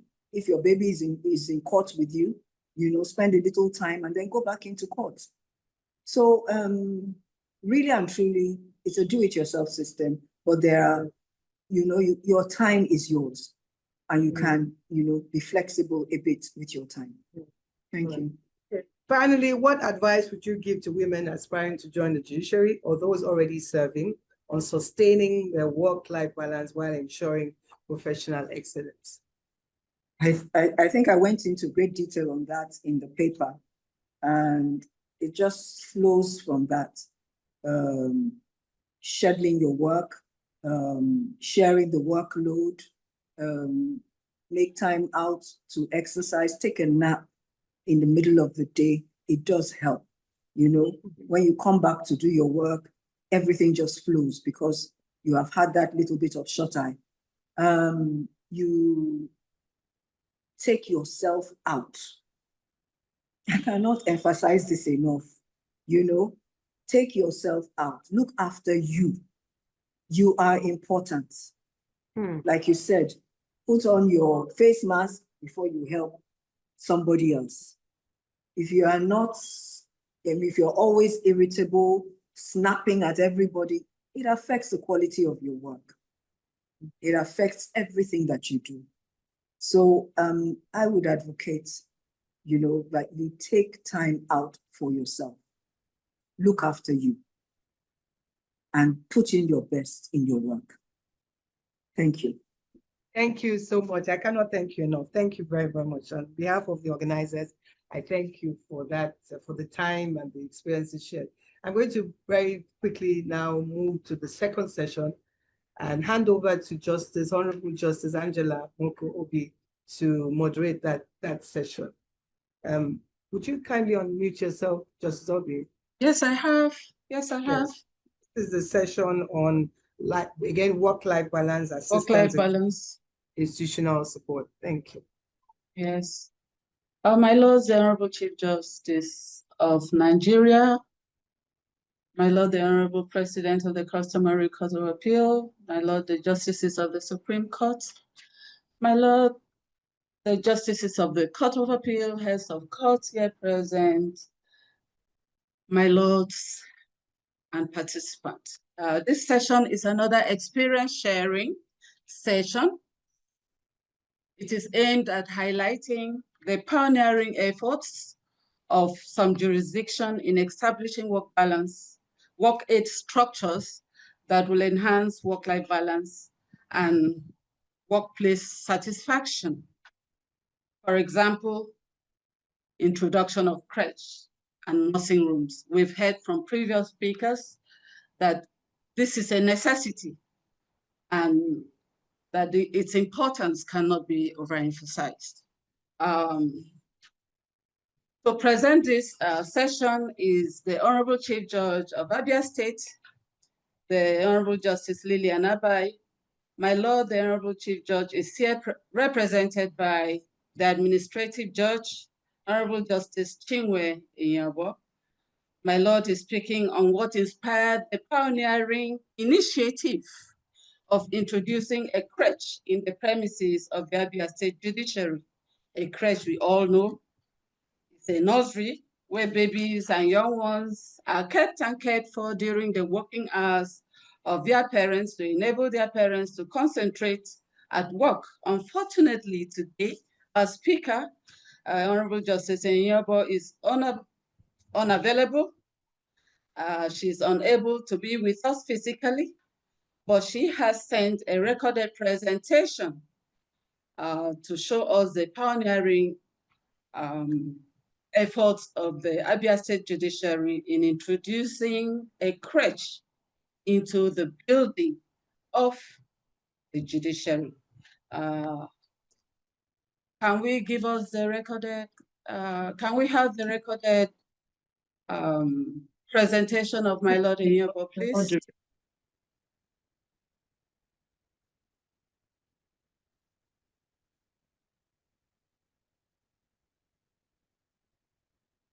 Admin. In my Lord, I crave your indulgence to adopt the established protocol. My name is Honorable Justice Chinwe Iawj from Abia State Judiciary, and today I stand in for Honorable Justice Lillian Abai, the Chief Judge of Abia State, who, for reasons of the exigencies of our work, is unable to give this talk today. The talk to be given is on work-life balance assistance in courts and stakeholders' engagements, and the crèche and nursing room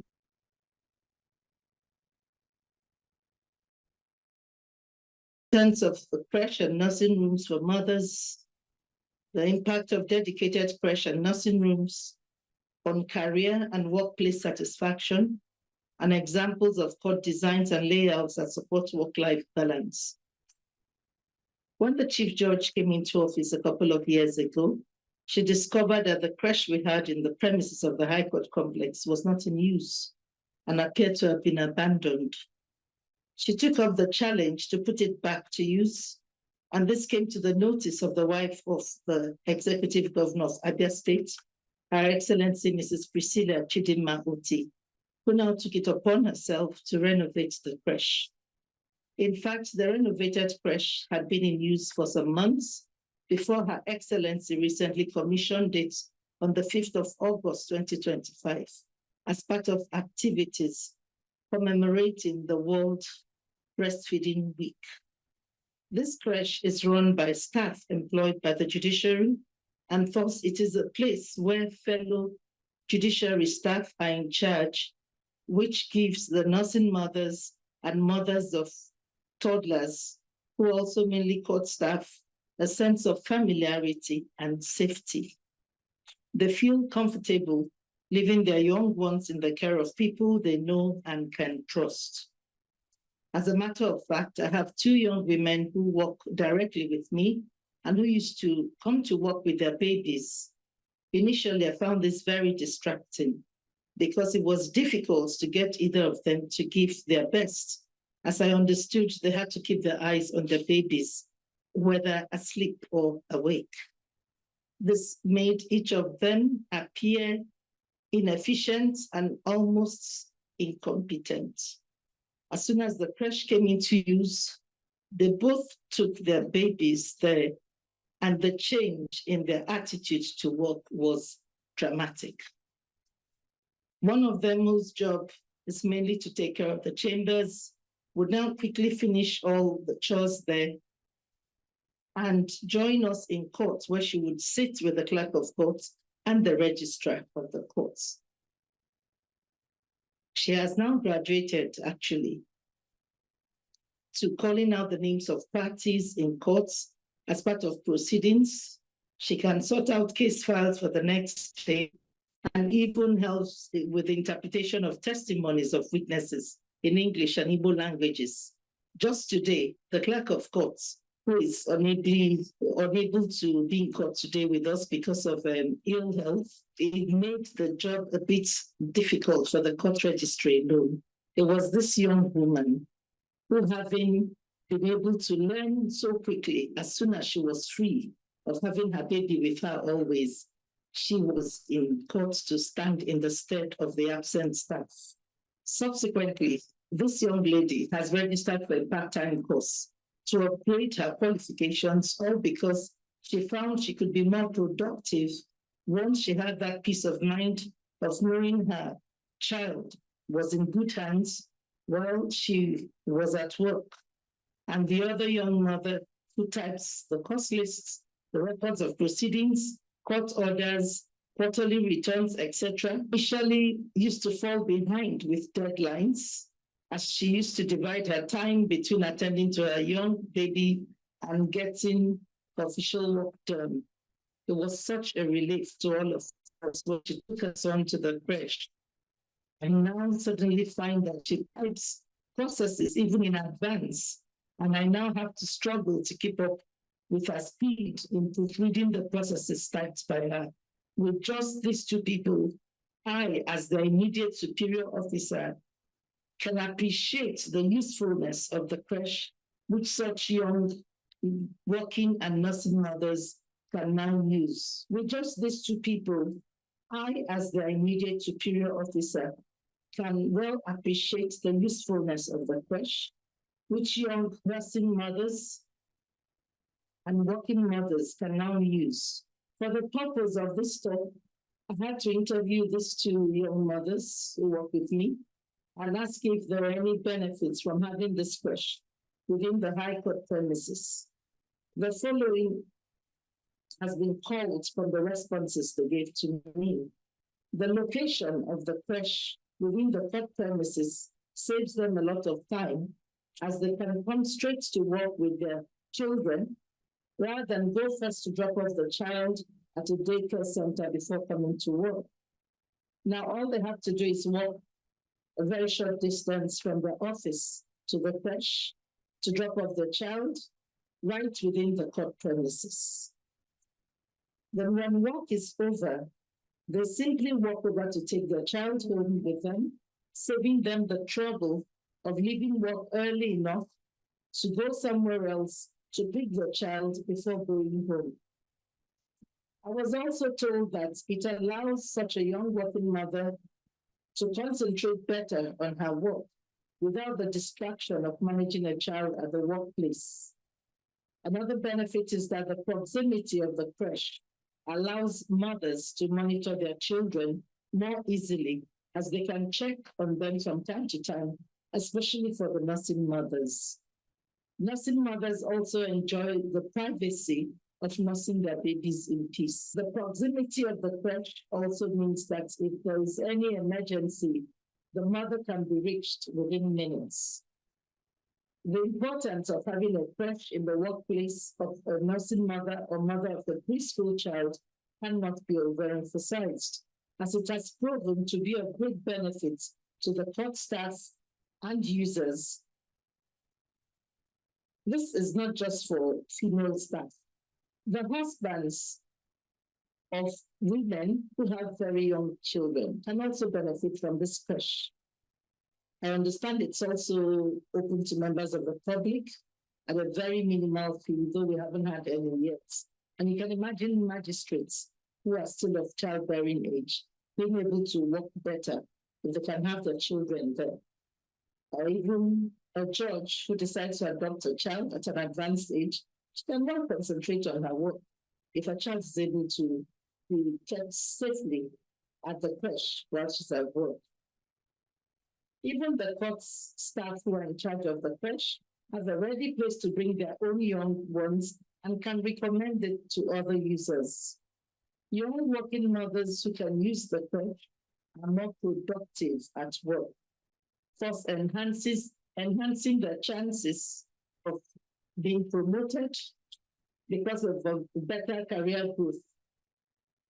For me, for this young person in particular who has left her designated role to be able to help out in courts, I would easily, very readily recommend her for promotion because she's quite capable, she's quite competent, and she has done very well since her baby has been able to be at the creche while she's at work. She's done quite well, so has the second person too. So this really helps with their career growth, which can lead to promotions. And to work in any institution where a nursing or working mother with a child is recognized and accommodated in the scheme of work, that must give such a mother a sense of belonging and satisfaction at a place of work. Because let's think about it, having children is a natural way of life.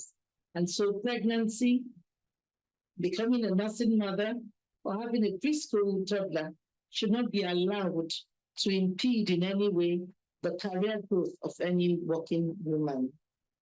Any place of work that embraces this by providing creches to give such mothers the peace of mind they require to know that their child is in a safe place and in capable hands ought to be commended, because it shows that the management of such an institution must have a sense of humanity that is not very common in the corporate world. I am therefore very happy, and I must say quite proud of my own Chief Judge, Honorable Justice Lilian Abai, as well as Her Excellency Mrs. Priscilla Chidinma Oti, the wife of the Governor of Abia State, for putting Abia State Judiciary on the list of workplaces with humane consideration for the work-life balance of the female staff who are nursing mothers and mothers to young preschool children.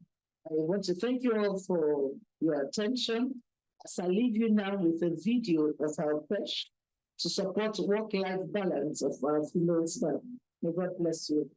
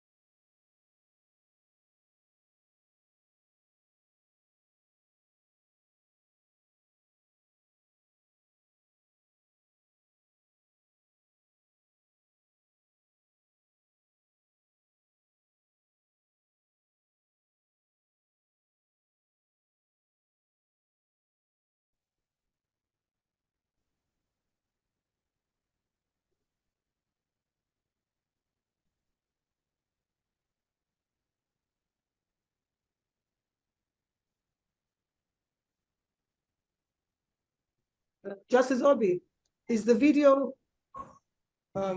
is it over?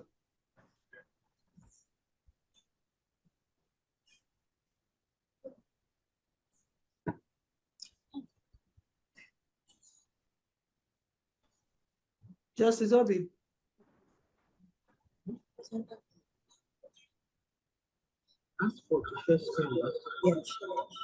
Justice Obi. Okay. Thank you very much, Honorable Justice Onyango, for sharing that video. Can you mute yourself?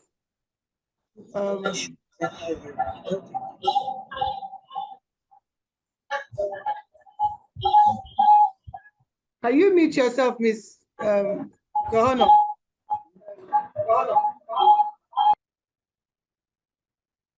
Okay. Yes, thank you very much, Abia State, for sharing the video of your creche and also sharing the practical experience of how this institutional support has been able to support productivity and enhance well-being of people in Abia State Judiciary. We're moving very quickly to the third session on policy and design integration. And this session will be moderated by Justice Tamuno Igoni Oji. Tamno Igoni. The full name is Tamno Igoni. Thank you. I separated. I think I thought there were two names. No, it's just one name. It's Tamno Igoni is joined together. Oh, yes, the floor is yours. Thank you so much. Thank you.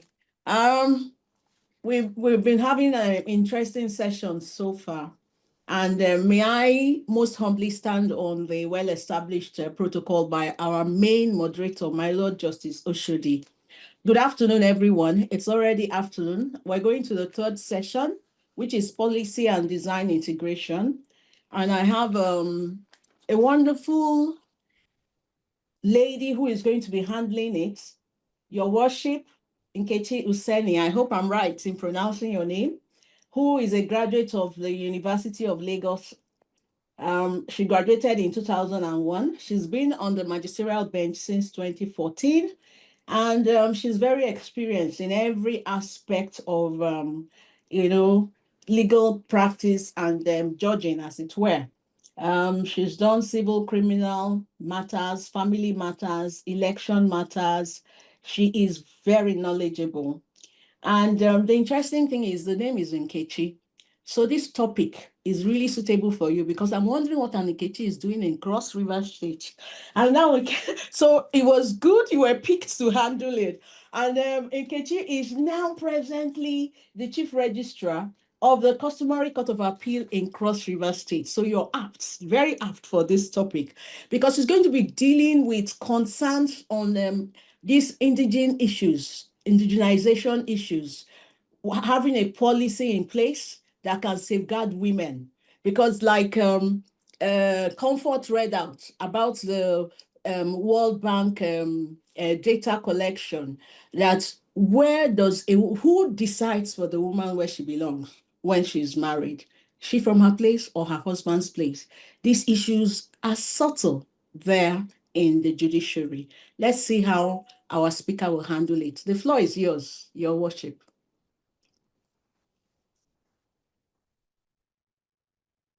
You're muted. You need to unmute yourself. Good morning, my Lord Oji. Thank you so much for your very generous introduction. May I also toe your line and rest on the existing protocol already so well established by Justice Oshodi. Like you said, my name is Nkechi Usani, and the eyebrows we raise are something that I have become used to since moving to Cross River as the Chief Registrar of the Customary Court of Appeal. And we will be talking about the need for a gender policy in the Nigerian judiciary. In this presentation, we will be examining the question of indigenship, the overt and subtle discriminations women face as a result, its impact on career progression in the judiciary. We will see what happens when the cultural assumption that marriage results in a change of where a woman comes from. When this meets formal indigenship requirements, what we will find is that women are systematically displaced from their birth states and their marital states, eligible for appointment nowhere, so to speak.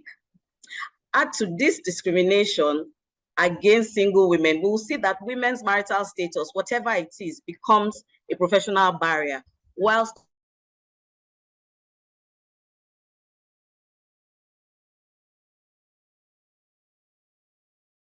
happen. as they say, charity begins at home. And so I'll use myself as an example. I was born to an Igbo man from Imo State and an Efik mother. I got married to a proud Yako man from Cross River State. The question then becomes, for my career progression, where exactly do I come from? Am I still from Imo State, which is my birth state? Or by virtue of my being married to my husband, now from Cross River State? Whilst we know that it is legally impossible to change my state of birth, it is also culturally abhorrent, to continue to adopt your birth states after you've been married. Recently, there was a tsunami in the judiciary of Imo State, and a friend of mine who's in the magistracy, and I were talking about it. And she jokingly said, Nkechi, you forgot try your luck for Imo. But we both laughed very hard about it because we both knew what would happen. I would be told summarily to go back to where I was married from. That's what I would have heard. I'd be told, look, we don't know you here,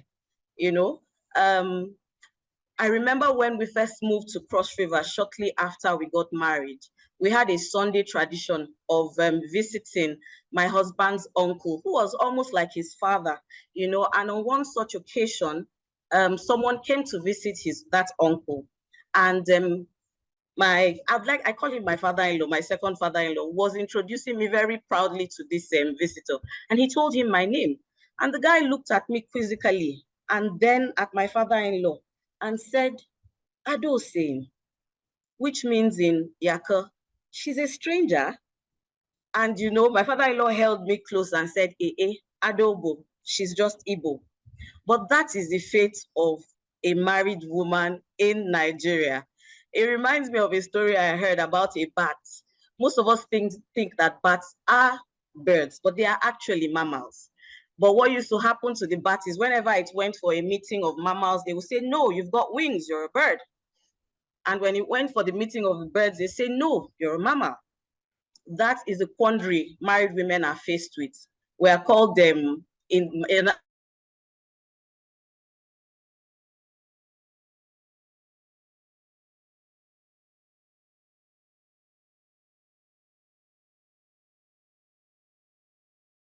March 2020, what certainly I, thought would be a perfunctory screening and confirmation exercise quickly turned into something else. In keeping with constitutional requirements for the swearing in of the Chief Judge, Honorable Justice Akombi Peme, who had been nominated by the National Judicial Council, was presented to the Cross River State House of Assembly. To cut a long story short, her nomination was refused. And the reason that was cited was that she was, in quotes, a security risk. And that was because she was from Akwa Ibom State. It did not matter that Akwa Ibom was carved out of the old Cross River. It did not matter that my lord came from a prestigious family in Cross River and in Akwa Ibom, and in fact was born to a Cross Riverian mother. It did not matter that she had been married to an illustrious Cross River son for many decades. It did not matter that she had enjoyed a sterling career at the Cross River State Ministry of Justice, where she rose to Director of Public Prosecutions before crossing over to the bench, and had enjoyed a couple of decades, 2 decades at least, of a sterling career on the bench. None of that mattered when it was time for her to be made Chief Judge. It took the National NJC standing on the side of the rule of law on that 1 year after. It took 1 year and the NJC for her to be sworn in as substantive Chief Judge of Cross River State. Now, this incident might seem like a one-off, but the seeds were sown many years prior. And I got to know about this when I was talking to a staff of mine who works in the Customary Court of Appeal with me. We are also parishioners in church. And I realized she had a different surname in church than at work. And I said to her one day, and one day I put the name she bears in church. I was addressing something to her, and I put something official to her. And I put the name, her name in church on it. And she was like, your worship, no. And I said, why? And it was then that I heard that at the advent of the Fourth Republic, there was a policy in Cross River State that anybody who was not from Cross River State who worked in the civil service had to resign or be sacked. It turned out that that categorization of non-Cross Riverians also included Cross River women who were married to non-Cross Riverians, like this staff. She was married to someone from Benue State. And so to retain her job, she had to, with her family members, go and beg her husband to allow her to revert to her maiden name. And that was the only reason why she retained her job. When I first came to the judiciary, my secretary at the time, Mrs. Anna, whom I fondly called American Gangster, came to me and asked me how I'd like to sign off my letters. And I said, Nkechi, why Usani? And she looked at me and shook her head. And I said, what? And she said, Your Worship, you won't understand. And she went away. The first letter she typed for me, she brought it and it was signed off as Yvonne N. Usani. And I said, Mrs. Anna, this is not what we agreed on. And she said, Your Worship, she went and came back with different, very dramatically, came back with different iterations. And I said, but this isn't what I asked you to do. And she also told me about this policy. And I said, you know what? Don't worry about it. Just sign off my letters how I asked you to. Now, this specific policy may have been rescinded, quietly. But that principle, the principle that it made explicit, it still operates informally across many states and judiciaries, including across many states and institutions, including, sadly, the judiciary.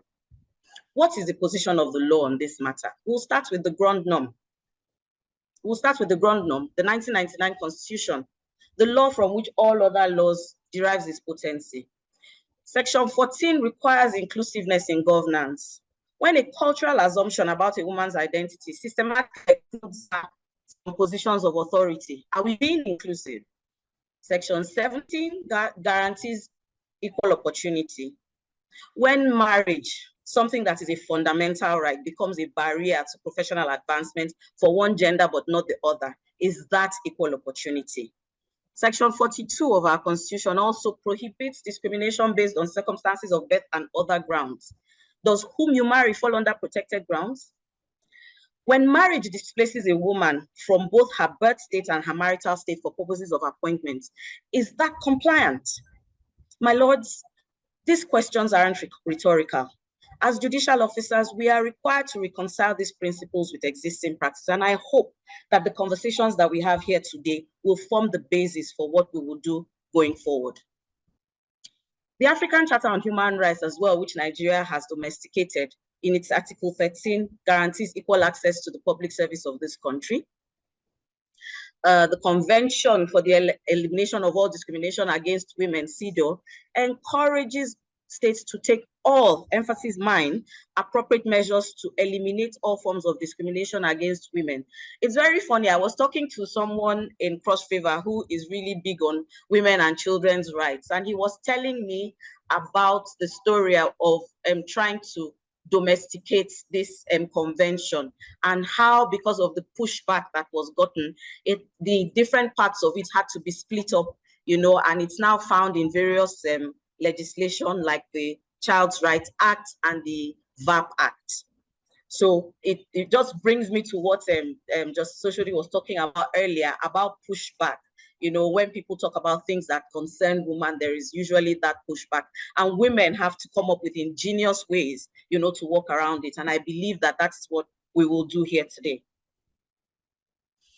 Recently, I've had cause to find out what exactly the judicial policy is on recruitment. And there are 4 broad categories which the NJC considers when judges are being appointed. It's skills, competence, integrity, and comportment. And rightly so. These are objective criteria for the appointment of judges. It makes no mention of indigenship, but we know for a fact that this is a major consideration for recruitment. On Tuesday, I was at the Federal Judicial Service Commission attending an interview for appointment to the Federal High Court bench, and I met a lady from one of the northern states. And she told me she is married to a man from that same state. She told me that 10 years ago in 2015, she had done a test for appointment to as a judge in the state. And in the results that were published, she was the highest. However, a petition was written to say that since even though it was from the same state, her husband from a different local government, that the petition was based on her being that she was going to take the slot for someone from a local government that she's not from.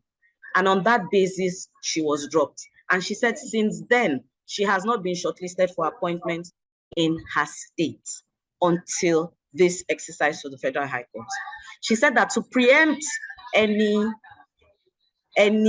petitions, she had written to my Lord, the Honorable Chief Justice of Nigeria, informing her of these past petitions that had been written and telling her that, in fact, she had dropped her husband's state. The same thing that my staff had to do, she did as well.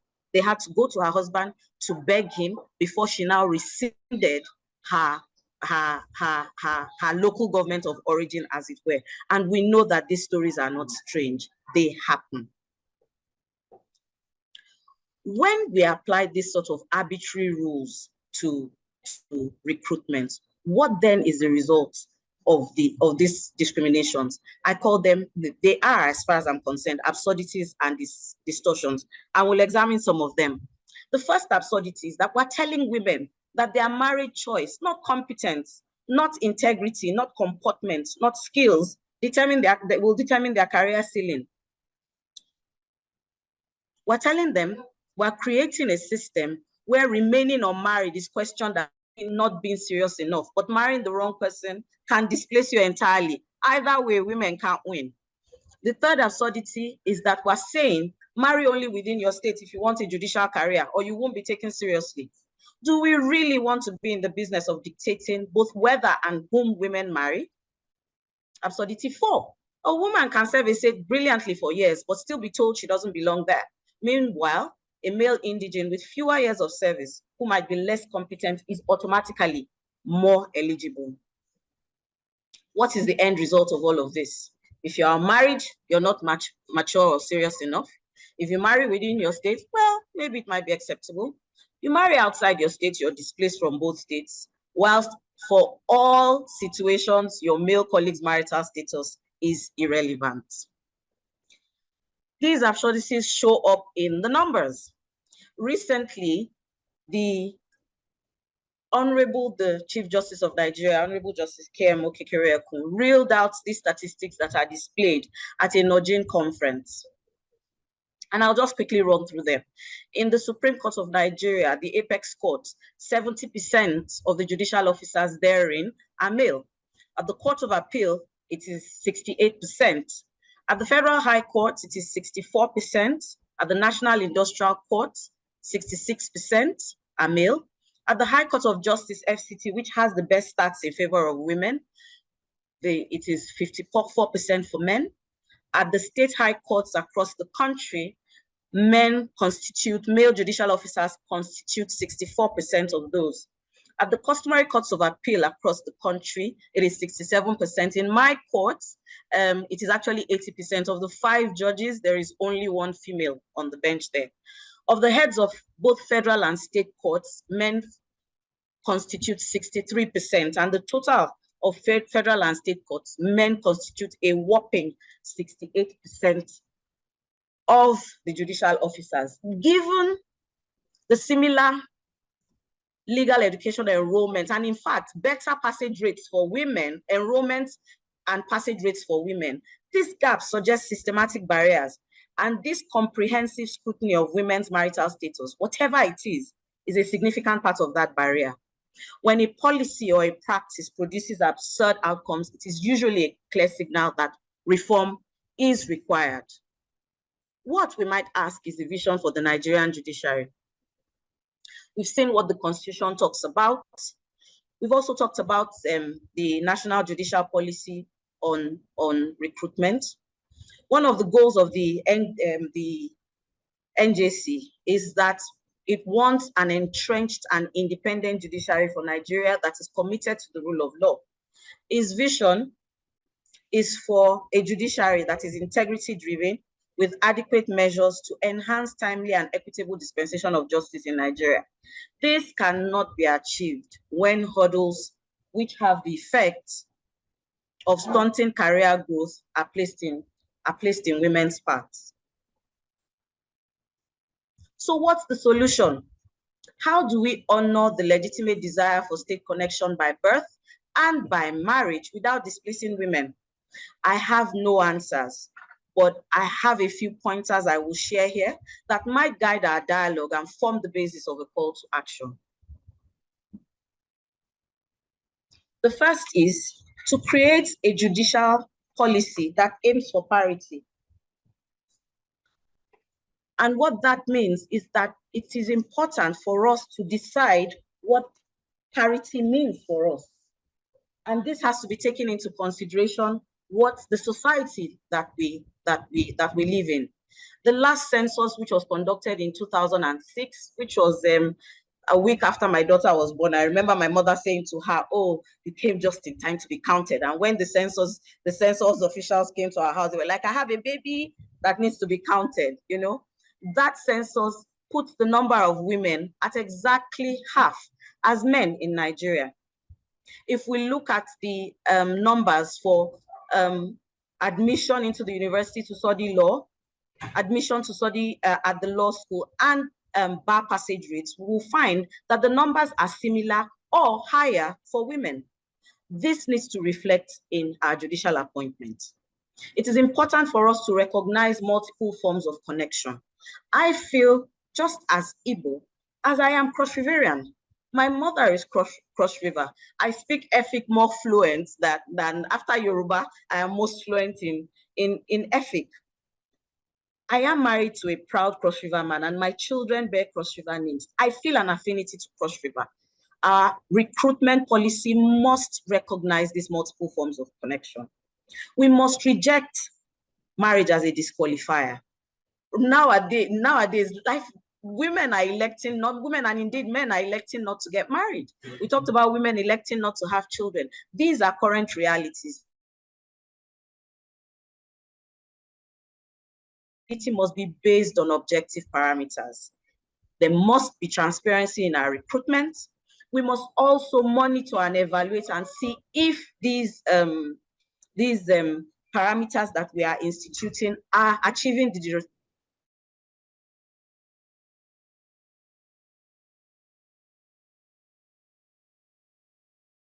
Constitution of Nigeria. Otherwise, we do understand what it means.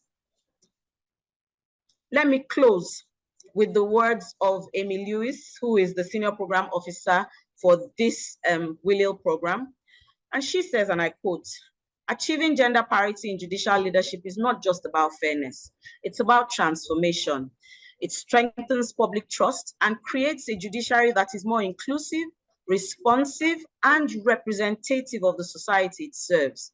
When women lead, communities thrive." My lords, it has been my absolute privilege to present this paper, and I thank you all so very much for the opportunity. Thank you, Nkechi. There's nothing more to add. You did very well. And I'm sure that one way or the other, you have helped us with a policy statement. And I'm sure we'll take something from your talk for whatever policies we will decide to send to NJC. Thank you, thank you, thank you so much. Over to you, my Lord Oshodi. Yes, thank you so much. I think that was very, very well done. We enjoyed that session. It was very personal and also very practical and very exciting. Thank you. Can I quickly call now on, we're moving very quickly to the interactive session, which will be anchored by Justice Binta Mohammed of the Abuja High Court. This promises to be very engaging. It allows for participants to share some of their comments and also insights, also experiences, and perhaps questions. So I think with the raise of hand, we would allow some comments, few questions or few comments from participants. Justice Mohammed, can you kindly unmute yourself? And on video and also allow yours.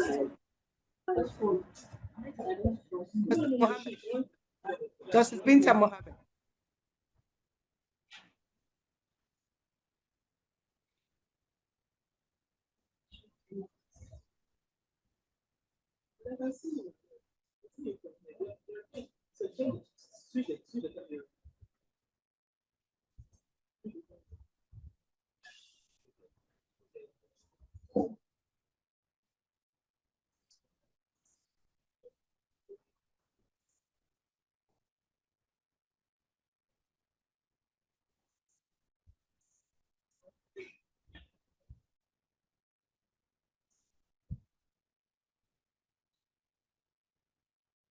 They are trying to set up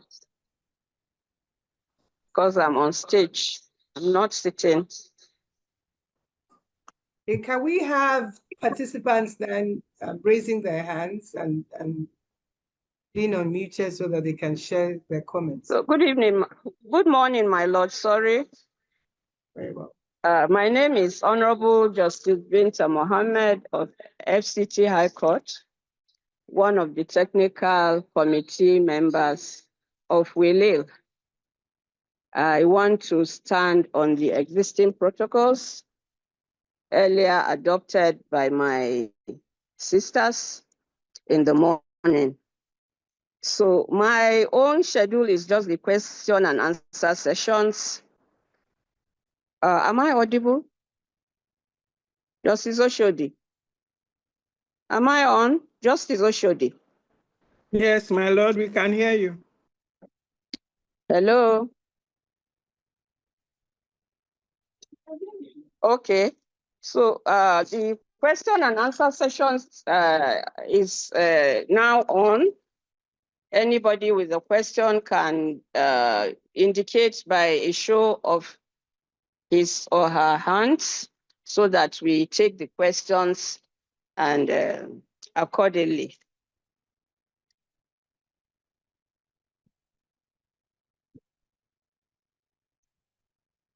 Or if there's none coming, let me start by asking Honorable Justice Justice Coker, and I want to commend her for her excellent paper and contribution earlier on, and clarify also as regards the 140 days Russia that has indicated maternity leave, and if that is possible in our country. I don't know, some people, some jurisdiction says that maybe around some states that have adopted the 6 months period for maternity leave. I don't know if all states have indicated that in their civil service rules. So I'm not aware of that. And I don't know if that is also obtainable in Lagos State. I think earlier, my Lord Justice Coker stated that 140 days has been adopted in Russia as maternity leave period. So the question is addressed to Honorable Justice Coker, if she can shed light on that. Is Lagos State into that 140 days maternity leave period? Before other participants will indicate any question, I think I want to bring up that issue so that we get more insight as regards the issue. Thank you, my lord. But I want to say that that particular segment was actually handled by Justice Oyefeso, because she actually had to trigger the rules because she actually had a baby while she was on the bench. But I am not aware that there's been merging of the provisions. I think she had to resort. I don't know if she's on board still, but she had to resort to the civil service rules for maternity. So, you know, it has not been adopted in any formal form, but she had to resort to the civil service rules, which really is applicable to magistrates and not judges in Lagos State. But if she's still on, I don't know if she can. I don't think she's on. I can't see her on. Maybe she can shed more light on it. Thank you, my lord. Okay, any questions from participants? Any questions, any contributions, recommendations?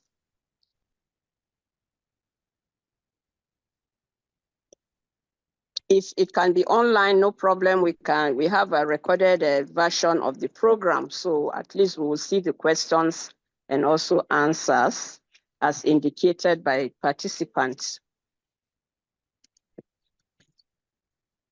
Let me also say thank you, my lord, for the comment on my paper. Thank you. I forgot to start with that. Thank you, my lord. So, my lord, were you the one that, I don't know if it's Justice Coker that stated about the issue of common room instead of crèche? Is it to replace the crèche system, the common room, and which is cheaper amongst the two? I know, of course, the common room will be cheaper than crèche. Yes. Yes, my lord, I was the one who suggested the common room. And the suggestion was based on the foundation of the fact that we're going into an age where gender neutrality is seen as a more positive way to get results. Because if you start saying, oh, we want something for women, the men will push back or it will not be passed.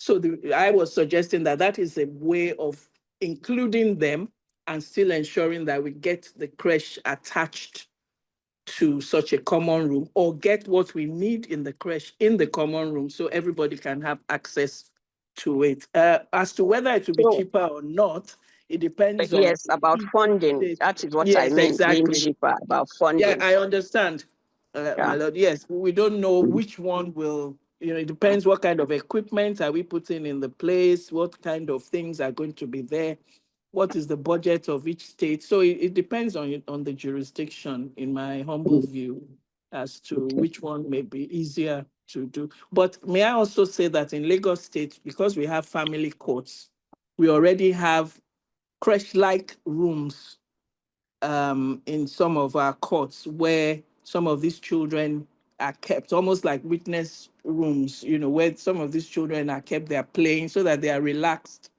before they have to give evidence, or before they, that sort of thing. So that idea is already there, but it can be improved upon into like a common room stroke crèche.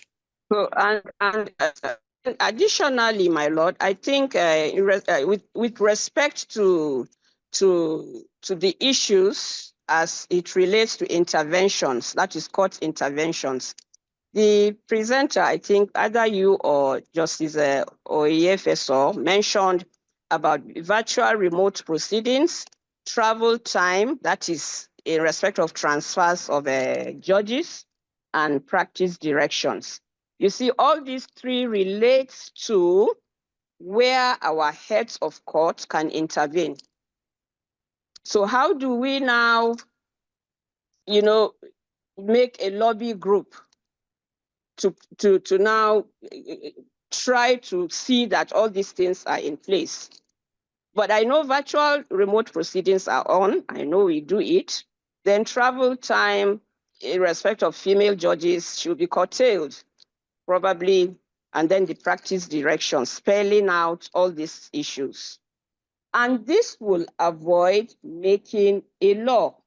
The practice directions are easier to come up with. The judges can come up with practice directions in more timely manner than saying, okay, we have to wait, and for interventions, we change the laws to favor women. I don't know I how we totally can... agree with you, Yes. my lord. I totally agree that instead of the saying we practice... must change the laws, and then that takes Yes. time, a lot of time. Yes, my lord. So Yes. why don't the heads of courts try to see that all these things are incorporated into our practice directions? Rules. Yes, yes. Your And lordship that is makes it easier, the right. rules. So, Yes, I all agree right. totally. I agree totally, my lord. I agree totally. Yes. And I'm sure we have heads of court on board. So I think ours in Lagos State has been doing that. And as I said in my paper, it was in my paper that it started with the advent of COVID, when we all couldn't even move around at all. So, we were constrained to find a way of continuing with justice delivery. And that was how we came up with practice directions for remote hearing. And I think that was when the Attorney General of Lagos State at the time now decided to take that issue up to the Supreme Court along with some of his brothers from other states. And even though the issue was not dealt with substantively, at least we had an obiter from the retired Honorable Justice Rose Biver, JSC, GCFR, who then made that comment that, as far as he's concerned, it's a public enough hearing if anybody can come on board. And it complies with the Constitution, the constitutional requirement for a court to sit in public. Thank you. Okay. Thank you. So any comments from the participants? Let's take comments. Anybody online?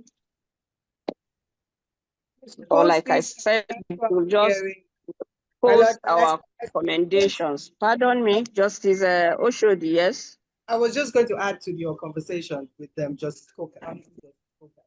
I said, I suppose this ability to have these virtual hearings will, of course, assist in terms of flexibility of these women who are also caregivers. So it doesn't really negatively impact on your work. Would you have something also if you cannot be on a particular seat at a particular time? So you can always, for instance, join by Zoom and give your rulings where you're not able to be on your seats. I want to confirm that that's what you're trying, that's the importance, and that's what you're trying to bring out from the use of virtual hearing, my Lord Justice Mohammed.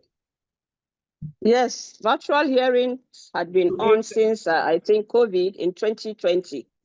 Every jurisdiction, I think, practiced that, but I don't think that is enshrined or ingrained into our laws properly. So no, if practice directions are done. I'm sorry, my Lord. I'm just asking how it directly impacts on this, in aiding structural and institutional support. Where exactly? Yes, I wanted us to narrow it down. Of course, a woman that put to bed maybe within a month can do her proceedings in her study at home virtually. I don't know if that is possible, if that would be welcomed, but I think that is also a way out.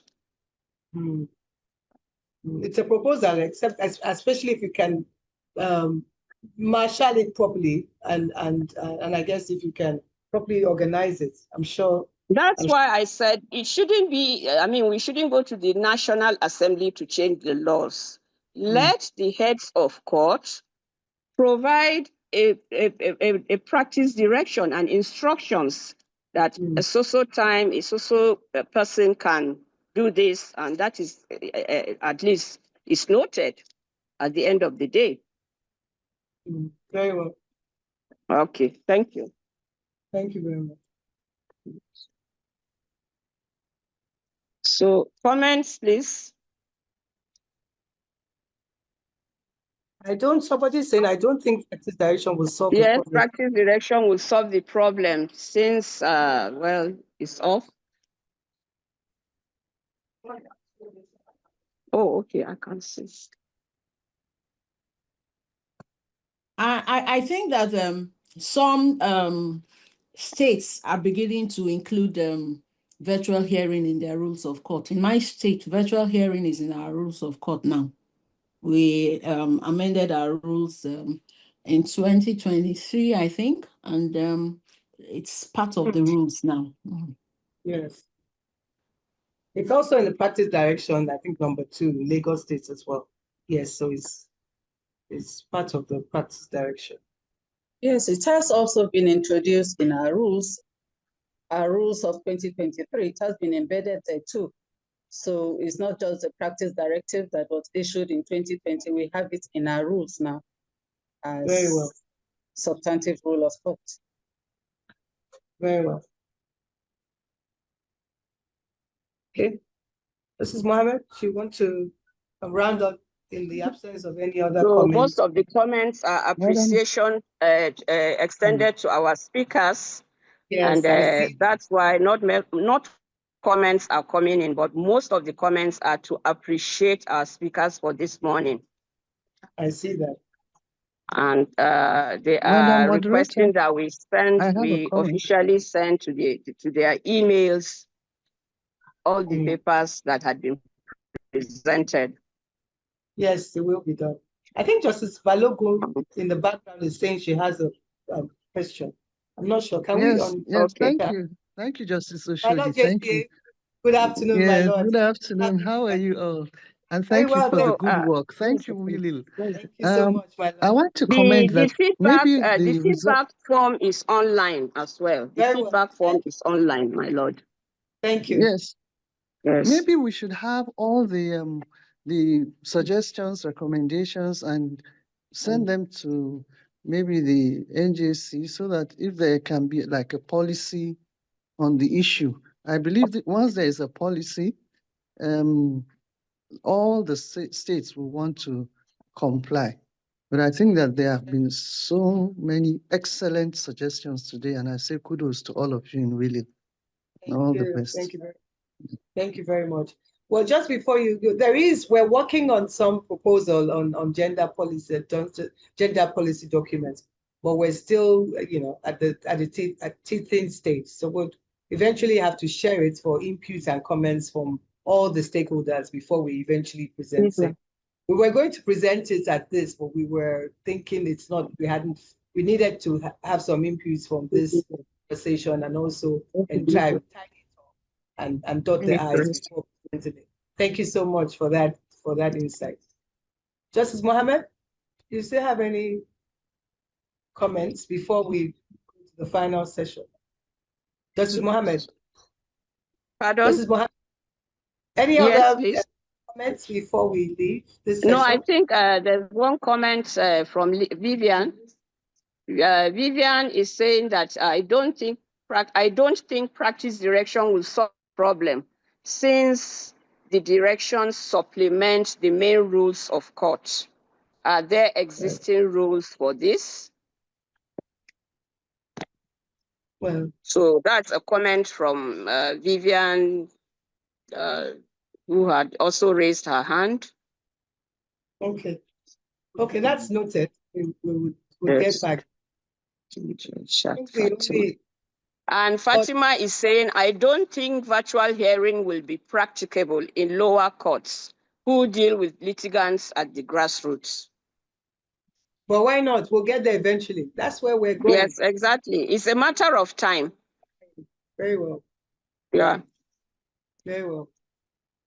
So we were supposed to have ended this session at 1 Like o'clock. I have said, it's all appreciation. Most of the comments, 95%, 98% of the comments are just appreciation of the speakers, appreciating the speakers for this morning. So most of the comments are like, yes. So yes. I think it's like we've come to the end, so we should be rounding up now. We should round up.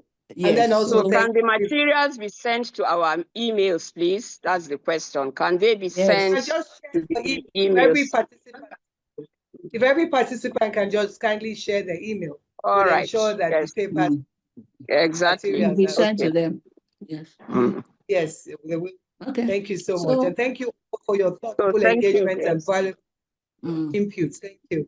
Those insights gathered here today will go a very long way in redefining the proposed gender policy documents that we're working on and in advancing the goals of the Willow Project, the Women in Leadership and Women in Leadership in Law program.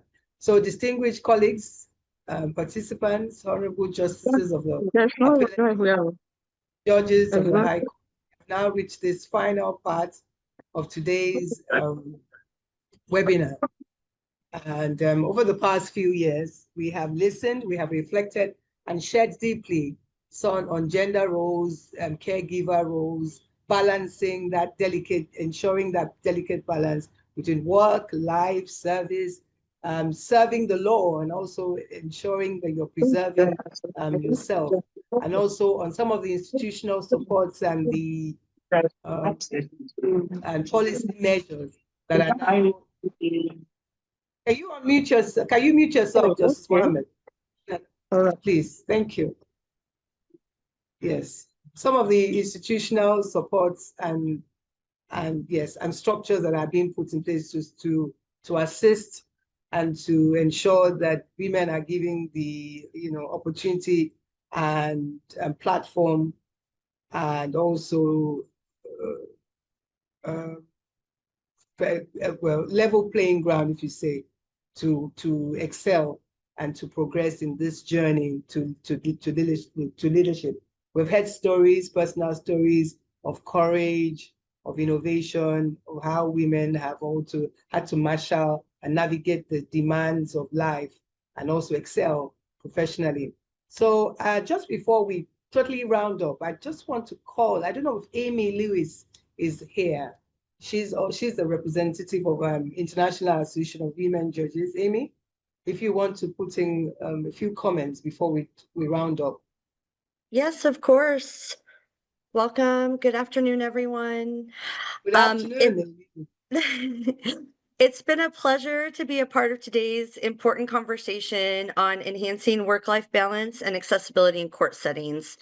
This webinar was more than an event. It was a critical platform to address the systemic challenges women in the legal profession continue to face.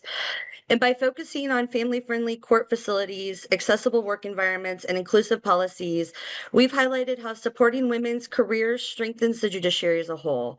When courts accommodate the realities of caregiving and accessibility, talent can thrive, career satisfaction is enhanced, and inclusivity becomes the lived reality. We also emphasize the importance of equal opportunity for all, ensuring that no one faces discrimination based on gender and indigenship. Policies that safeguard women from both overt and subtle forms of discrimination help create a judiciary that is fair, representative, and accessible to all. It's also important to note that these are not just women's issues, but affect families and societies as a whole. That's why we need allies, particularly male allies, in this work, as creating supportive and equitable workplace benefits everyone and strengthens the administration of justice overall. The experiences and strategies shared today, from creches and nursing rooms to flexible work policies, provided practical pathways for enhancing career advancement and workplace satisfaction. These discussions will guide policy improvements that benefit not only women judges and lawyers, but all who engage with the justice system. Equally important is the presence of women on the bench and the realization of gender parity in judicial leadership. Women judges bring unique perspectives, experiences, and approaches that enhance the fairness and inclusiveness of justice. Gender-balanced courts better reflect the communities they serve, strengthen public confidence, and help ensure that the judiciary makes decisions that are equitable and responsive to all. Iawj is particularly grateful to Nawj for leading this webinar, and we're excited about how the Willow Initiative can make important policy inroads to elevate women in the judiciary and create enabling environments for them to thrive.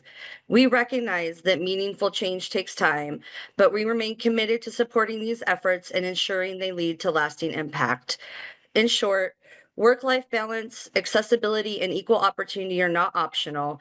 They are essential to a judiciary that truly reflects and represents the communities it serves. I commend the organizers and all their participants for contributing to this dialogue, and I look forward to the continued impact of the strategies and policies discussed here today. Thank you so much. Thank you, Amy. Thank you so much. Thank you for the comments. So thank you all for your participation, your honesty, and your commitment to advancing women's leadership in the judiciary and the law. My prayer and all our prayers as a committee is that today's conversation continues to inspire the change that we all seek. Thank you so much. Have a good rest of the day. Thank you. That's it. That's the end. Thank you. Thank you. Thank you, Justice Oshodi. Well done, Madam Moderator, my Lord Justice Oshodi. Can we leave now? Thank All you right. I very wish much, everyone Justice Coker. Well done. good evening. Enjoy the Thank rest you. of your day Well in done, Gambia. moderator, Justice Oshodi, and all of you moderators and everybody. Well done. All Well the done. moderators, yes. Well done. Thank you very It much, was Justice an Mike. excellent Thank you. webinar. Thank you. Enjoyed it. Thank All you. right. Bye-bye. Quickly Excellent. fill the Excellent. feedback forms, please, before you leave. Thank you. And don't forget to drop your email addresses so that we can email the papers.